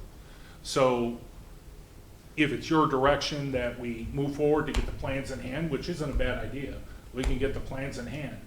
Would we still risk having to go through a significant code cycle at that point, or Depending on the plans themselves would probably still be pretty sound? the plans themselves, depending on how long we wait. We have Okay. about two years now, Jen? Yeah, we have the about cycle. 2 years. So we can get to a point where we have an idea what it looks like. We can get an idea What it's gonna cost? what. At current numbers. Possibly. At current numbers. Yeah. Well, you'll have everything but the cost per square foot. I mean, Right. If we can get a cost per square foot, we're going to try to get a cost per square foot. But That if could- we still have the volatility with construction materials, then we're going to obviously get the cost plus number. We can get a today's cost, and we think it might be this, next week. My gut feeling is that we've contracted for work. Right, We got, I think, what was a very fair price for Mhm. that work. I agree. If we can see that through, and that's gonna meet our needs, say in 2 to 5 years with some minor modifications, then I feel like we should move forward with at least that phase. Okay. And then pause. I mean, almost like a Necessary. scheduled pause. We know that Yeah. pause is coming Yeah. at the. Right. Exactly, yeah. At the conclusion of Right. this. Yeah, more than first step. likely, we're gonna have to stop here Right. because the affordability is not in our future. Two thoughts, what's the timeline for that stop? When do you think that stop would be, when we would have plans? What would you say, Scott? 2 months in, I'd say we probably have about 5 more months. 5 more months. 5 more months. Mhm. So hypothetically, in 5 months, if, I think we're starting to stabilize on the real estate market and all of that stuff now, I'm watching stuff fairly closely, and it seems like we're starting to stabilize on that, may even see a dip down. By 5 months, we may have some answers to what's going to be happening in the marketplace with construction costs, with interest rates, et cetera. And then, That may give at us that point of additional pause, insight. we'll still have time, well, how much time would we have before we would, in all likelihood, have to go through a complete redesign, or not redesign, but at least a Well, Pay we're- again, well, yeah. you have to pay him again. Have the plans refreshed. Yeah. To new We would code. have at that point about 1 year and 4 months. Okay. So we would still have some time. So Okay. that's still within that 2 The years code, that yes. Jen is Sure. Yeah. speaking of. Yeah. That sounds good. Yeah, Which so is that's good. accounting for, And we wouldn't be hit with non-performance fees Right. or penalties, because how many contracts do we have with non-performance on each of those could be an issue as well. That So I- would clear those, and then if you had to do modifications on the design, you Right. could pay for whatever small additions or changes to the, That, to the that might plans. equal the penalty we would have to pay for basically canceling the contract. right. Well, I think it's rather unlikely that we're going to be adding more space to this station. Right. No, I think but if it's likely a wiring it'll or be the a other way sprinkler around. change or Right. We'll be some other deleting requirement. some of the, as the costs go up, Right. you'll be I deleting. mean, some is of it that. possible too, when we're designing this, even though we're decreasing the space, you're building something that the space could be added to in the future? Structurally, it's able to Adapt. adapt to Sure. additional space down the road if necessary. I mean, that would be my ask too. So that was a part of my immediate feedback taking over this project. And our feedback from the construction experts, the architects, where they were trying to avoid the stacking effect, because of the cost versus, pouring in place columns and beams versus using structural steel. So they were trying to avoid that component, but it's something, if we get to a point where we think we're just gonna put a fire station, for example, there, and build onto it at some point, we may just have to assume those increased costs in design, knowing that it's gonna be something that we build onto, 10 years later. Right, well, it would give someone flexibility down the way for a community that we can't see today. We don't, Right. we know what we think may happen in our community, but you don't really know, and so there could be options there, Right, just a thought. right. What's your gut tell you with going forward as we're kind of discussing? I'm You're comfortable? fine. Yeah. I just want to be very transparent with all of you that, right, we can move through to 5 months, but we're gonna have to really evaluate what our funding options are, because I don't see a foreseeable path for us to be able to afford a $17 million facility right now without additional funding options. And I just am new chief. I'm worried if I already have identified that spending a lot of what I've budgeted, and knowing that I've already identified concerns as far as long-term funding of the facility at this point. I kind of look at it when I was a little bit younger and I had this dream home that I wanted to have. And I found the plans in a book, and Yeah. then you got the blueprints, and one day I'm going to build it, and then you eventually do. And that, not to say this is a dream, this is a reality that is just unachievable at the moment because Right. of the expense. if we have the budgeted money already allocated, I'm comfortable with that. If Jane has any input that she'd like to share with. You have anything? Not at this point. Not for public consumption. Okay, thank you. The other thing too is we do have some carry forward that we were not anticipating. So it's not necessarily gonna be used for this, but there's a bit of a buffer there. And then we have seen huge property value increases, and because our taxes are in arrears when November hits, I would expect that we're gonna see increased fees coming into us. Increased revenue, yes. Increased revenue that we didn't anticipate. With those kind of two things in mind, I feel like we should continue forward to the next logical stop point and then reevaluate as we're getting closer to that. Because we'll have more information. I would agree, but I would suggest you use this time knowing full well that we're gonna be needing a plan, Potentially, a financial plan that you would be using that time as well towards. We are already planning out that time. I thought you might. Yes, we are already planning out that time. Because there's lots of good options out there, and there's some you and I spoke about also that could be potential options. I'd really like to know what those all look like and, you know, what kind of opportunity each one has. So the cash carry forward that we did tonight is going into our building reserves, and what that cash carry forward is going to do per our plan is it's gonna escalate the repayment of the acquisition of the Tops property. So going in the next fiscal year, our projections is what, 880? It's about, I mean, Well- once this goes towards the repayment of the Tops property back into the reserves, there's still another 800,000 or so short of paying this back, Where we paying the reserves back. Where we would be What we- replenishing reserves that we spent to purchase To the acquire property. the property, Yeah. that's correct. Correct. Yes, So absolutely. that's where that 1.9 million's going, to repay ourselves from that capital acquisition. Which makes me feel good, because you know that obviously the property values have, you know, gone through the roof on the island here, so the piece of property we bought for $4 million is now worth, take your 6? best guess, guys, 8, 12, I don't know, you know, Double, 2 or probably, 3, yeah. at least double, maybe triple, depending on, because of the size of it and because of what it is. Right. So that makes me sleep a little bit better at night too, because I know we have a resource there if we ever needed it for the department. But that's only worth that when you sell it. When you sell it, Right. correct, but you It's know, not again, worth it. it's. The advantage is we got it for 4, and now if we were trying to buy that piece of property, we'd be That's looking correct. at Right. 8 or 8 to 10. 10, yeah. Right. That would be unaffordable. And there's lots of And that would be discussion of unaffordable. how Yeah. much of it Right. and what and where and when. And I guess so- that's another part of my thought. If we have a good site plan and blueprints, we know what we need, More answers, correct. give a little for the future, training and other things we foresee putting on the property. And then we could parcel off maybe a piece to Right. recoup some funding, which would be great. Yeah, I think we'll be looking at parceling this property sooner than later. Mhm. Sure. And moving forward with a site plan, especially with the real estate market the way it is, trying to, you know, recuperate Right. some of that or all of the initial expenditure for that property would put us in a very good Right. position. And I'd hate to give up something we'll never get back, which. I do too, Yeah. I do too. But if we move forward with, you know, the new facility, Right. then Right. My final thought is if we continue to move forward and we at least get to the plans phase, it gives the public something to really visualize what is going to go there.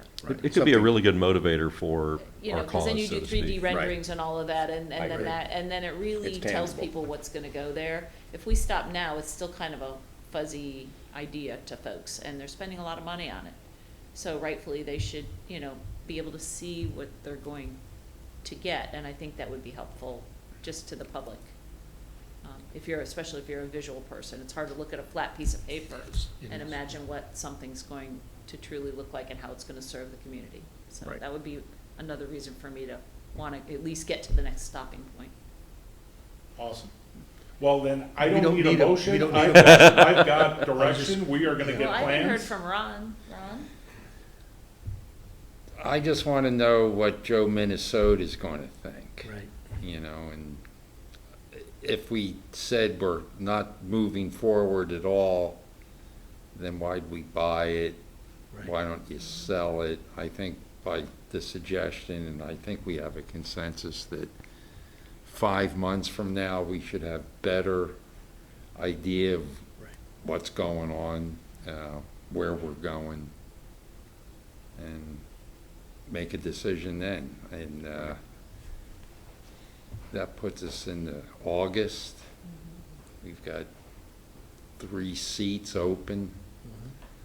You know, this is that, stopping the firehouse is a political decision, just as pausing it and moving forward. I think a reasonable person would look at the decision, should we continue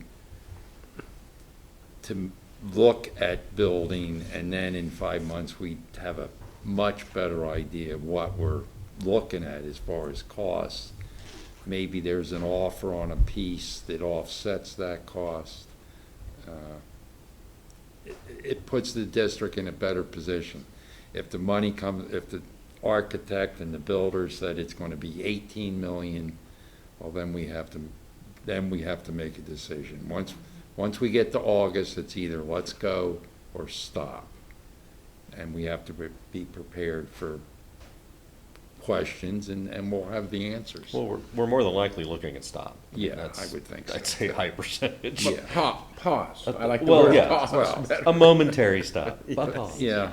While we. Time out. While we, I don't think anybody could fault us for that. I need to phone a friend. Actually, on I this. think it's good fiscal business I agree. on our Yeah. part I agree. to recognize that things have changed. We can take this to a natural progression of pausing and reassessing where we are as a district and as a construction industry. And even if we do pause, we do have a year and a half to reassess as things unfold. Right. We could have another COVID issue Yeah. and Let's not throw go. everything in, or something of that nature. Yeah, you're right. You know, There's a lot of things so that happen. we would be forced to reassess. But I think it's prudent. It's a balancing act. What is the community going to have more displeasure about? We go and start engaging in a capital infrastructure project, and then we come back and say, we need 30% more, 40% more. I hate to put shovels in the ground. And, you know, get into a position where we've seen regionally, where you're doing a good thing, you think your price is gonna be here, and now it's $1 million. Well, and maybe that's another consideration, and Chief Worth probably has a better feeling on it, is in moving forward with a blueprint, do we have something more universal that we could transfer to, say, another property should that scenario occur somewhere down the line? You know, I don't want to spend the money and have a useless product in the end. You know, I want to make sure we're getting something that's viable and tangible and it meets our needs. And, you know, to pay somebody just to give us a roll of paper and say thank you and it goes on the shelf No, is what could have been. I don't really think that's an option. Yeah, it's, We're going to go forward. We're going to do this. It's all about timing, Right. and we have to figure out exactly how. So that we're consistent in our message, could you put something together for us? I mean, all of you get calls and knocks on your door from neighbors wanting to know what's going on. Fortunately, nobody ever calls me. So, the only question. but they I've might. had- I mean, I've got a couple neighbors. It has But I been, mean, when's I it gonna think be I done? know what we want to say. Yeah, we're moving forward, but we're looking, we're cautious. So watching But everything. so, you know, we're looking at what's going on. We're not pausing, but we're being prudent. I've already started working on talking points for all of you. Okay. And I've got them broken down into construction cost and district economics. Okay. So if that suits, I'll have those finished up and probably get them to you tomorrow. Well, maybe not tomorrow, Friday. I gotta work a shift in the fire station. I want to say thank you for putting this on the agenda, because I think it's very important we have this discussion. And I think it brought a lot of good points out and made me think about some different things that maybe I wouldn't have otherwise. So, and as much information as you can get us on any of the costs, would be appreciated, but thank you for putting that on there. Good discussion. Thank you. Yes, Very great good. discussion, thank you. Thanks for bringing it up, Ron, you're right. Okay, we're now ready for Fire Chief remarks. I think he has it. Thank you, Commissioners, for a great discussion. As your fire chief, one of the things I'm striving for is to involve you at the appropriate levels as the strategic decision makers. And I need to know your will because you express the will of the community and our customers. So I appreciate your guidance, your wisdom, your experience, and as always, your support. Thank you. Okay, attorney report, there's none. Commissioner remarks. Who'd like to go first? Jackie? I can do that. I want to give a shout out to the department and all the staff for all the hard work that went into Shrimp Fest and to the St. Patty Day Parade and St. Patty Day festivities. Very much appreciated. Both events were excellent. The community was out in full force. People were having a good time, and it was nice to see the island alive again. And I know a lot of hard work was in, especially the Shrimp Festival, because that's, it's 2 long days, and I saw our staff out there and our team out there interacting with the community. It was really nice to see, and I really appreciate that. I also want to give a shout out to one of the businesses on the island, and because I wear many hats, I'm going to do this as a chamber president hat, but I feel it's appropriate here because the things I saw had to deal with life safety. And it's a positive shout out. I had a chance yesterday as a chamber president to meet with Ken Conadaris at the Lani Kai and get a nice tour and an update on some of the things they've been doing in and around the building to enhance the safety of the property, to enhance the look and the appearance of the property, to enhance the safety and security of their guests and their visitors. And I was very, very encouraged and impressed by all the things he shared with me. And I just wanted to say thank you to Ken leading that effort, and to the Lani Kai and the staff and the family there. Things like the new driveway pavers, if you guys have gone by, it looks really nice from the road. It looks even nicer when you're on property. The security gates that are going around the whole property that are now helping to maintain some security. The lighting that was put in all over the property, in the parking lot and around. The enhanced security. They have security 24/7 now, and additional security on holidays and weekends. The wristbands that they explain that they're using now to tell who's on property and who belongs where. And then he shared a bunch of things that will be coming along that are going to continue to enhance the safety and security. And I kind of wrote some of the things down. I just really appreciate that he's seriously concerned about their role in our community and providing safe, secure area for the guests and the visitors. And he takes that responsibility very seriously, and he shared that with me. So I think it's appropriate for me to say that here because the fire department is involved in the safety and security of our residents and our guests and our employees here on the island, and I just appreciate that. So thank you. And that's all I have. Nicely done. Ron? I want to thank Chief Martin for his comprehensive chief's report, and appreciation for everyone you recognized. Of course, Jane with the audit that came back perfect as normal. The work and effort that I'm sure everyone on staff did for the standards of cover. That's a lot to comprehend. Also, Commissioner Nickel, I hope you touch upon your meeting that you had. I was going to make a couple And statements. that's all I have. Thank you. Okay, thank you. Well, let's go to Jim. Well, first I would like to thank the chief for tonight's meeting because it's been, I think, very helpful to understand the status of moving forward with the new building. There was a lot of information tonight. The financial report here was quite enlightening, and thank you, Jane, for all your hard work there. The standards report, extremely comprehensive, not dissimilar from some reports I've seen in my past life. Actually, I thought this one was better than anything I'd seen in my past life. So even though you did identify some of the things that pop up in those reports where they do a little cutting and pasting now and then. But I wanted to thank them for all of that. I also wanted to thank Fire Official Jen and her staff, Bill. They've been assisting Estero Cove, where I live, with moving forward with a comprehensive change to our fire suppression system. I think we almost had pitched tent for Bill. He spent a lot of time there helping the vendors that were responsible for that work to make sure they're doing it exactly according to the way it needs to be done. So I really appreciate their assistance, their very professional work. As it relates to the meeting, I had the opportunity to attend an officer meeting with the chief to talk about recruiting and retention and to get some of their ideas and concerns about issues in the department that might be maybe causing, making it more challenging for retention and more challenging for recruitment. Could be impediments.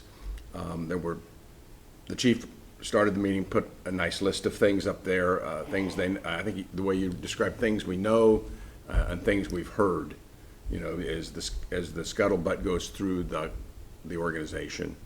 And I very much appreciate the candor of the supervisors that chose to attend. It showed a lot of, I don't think this was I'm not even sure this was a paid meeting for them, was it? No. So the ones that were there voluntarily because they want to make this fire department a better place. And I really appreciate them putting in that effort. And it was good to watch them interact with each other as well as interact with the chief. And what I saw them is a strong desire on their part to figure out how to improve our recruiting situation, how to improve our retention situation, to attack some of these lingering, I'm not going to even say they're problems, lingering concerns that have been in the agency as it relates to personnel matters. And I'm glad to see them tackle it. As a supervisor, they have more influence than maybe they even realize in making the organization successful. And the ones that chose to be there and contribute did a great job. They were very, very professional, and I appreciated what their comments and the way they handled themselves in that situation very much. And I think they made some good suggestions to the chief about areas that could, you know, for improvement to improve, you know, recruiting and retention. So. Thank you. Nicely done. Appreciate you supporting them and you know, representing us. Thank you. John? Couple of things. Mayor, everybody else's thoughts. Good meeting. Great job on all the data presented tonight. And as I quoted earlier, the heaviest book we've ever had in my tenure here. I think the data is important. It's resourceful, and it's going to help tremendously in our future decision making as a district, and that goes at all levels. Which is one of the reasons I ask if it could please be on the website, so not only the community but the employees have access to it to look and see how we, as an organization, base our decisions. On a commission note, another comment I made when I came in this morning is I would propose when we're looking at our meetings next year that we hold our March ones only in the morning to avoid the spring break madness of the hour-plus long traffic that we all suffered coming from the south end. So something to keep in mind and consider. I'd also like to thank Chief Martin. I emailed him over the weekend with a wild, crazy idea, and he responded enthusiastically and is moving forward with a community project that's probably going to come to light here pretty soon on a special opportunity for businesses, organizations, and individuals to purchase AEDs at a discounted rate through the organization, and they've gotten with vendors already, and he and Chief Krause have made good headway, and it's exciting, and just a personal thanks from me on it's exciting. You know, the little things like that I think will do a lot for the community, and knowing that we're pulling their direction in many ways, not just showing up with the truck. That's all I have. Thank you. Well, I want to thank Ron for starting the meeting in my absence. I think that's the first meeting I've ever been late, and I left an hour ahead, just, so, can I get a rent bunk space in Station 31 on these nighttime meetings? So Absolutely. I can just sleep there and not have to worry about that. Okay. Absolutely. Well, anyway, and I want to thank the chief and the crew for allowing us the chances to be in the two parades, and for being able to see Jackie and her minions out there having a great time, and I really enjoyed both of those experiences. So thank you, Chief, appreciate it. I want to put out for Randy and his family, our prayers and thoughts are with them, of course, in this time. And just listening to what went on today, I continue to be impressed with the quality and the professionalism of this board, this group of commissioners. I'm just, wow, I feel so fortunate to be a part of it. So thank you so much to you all. Thank you. So, Thanks, Larry. anything I else? have one thing that just kind of came to mind Sure. as Jim was talking. It's got to be positive, though, It because you is can't very end on a positive. downer. There was some legislation that moved through Tallahassee this session that had to do with recruiting law enforcement officers, nurses, things like that, trying to not loosen up people transferring into Florida who are already professionals in other states and then want to come to Florida to work or live, and trying to find some ways to accept the credentialing from other states into the state of Florida, make it easier for us to recruit new employees in the service fields.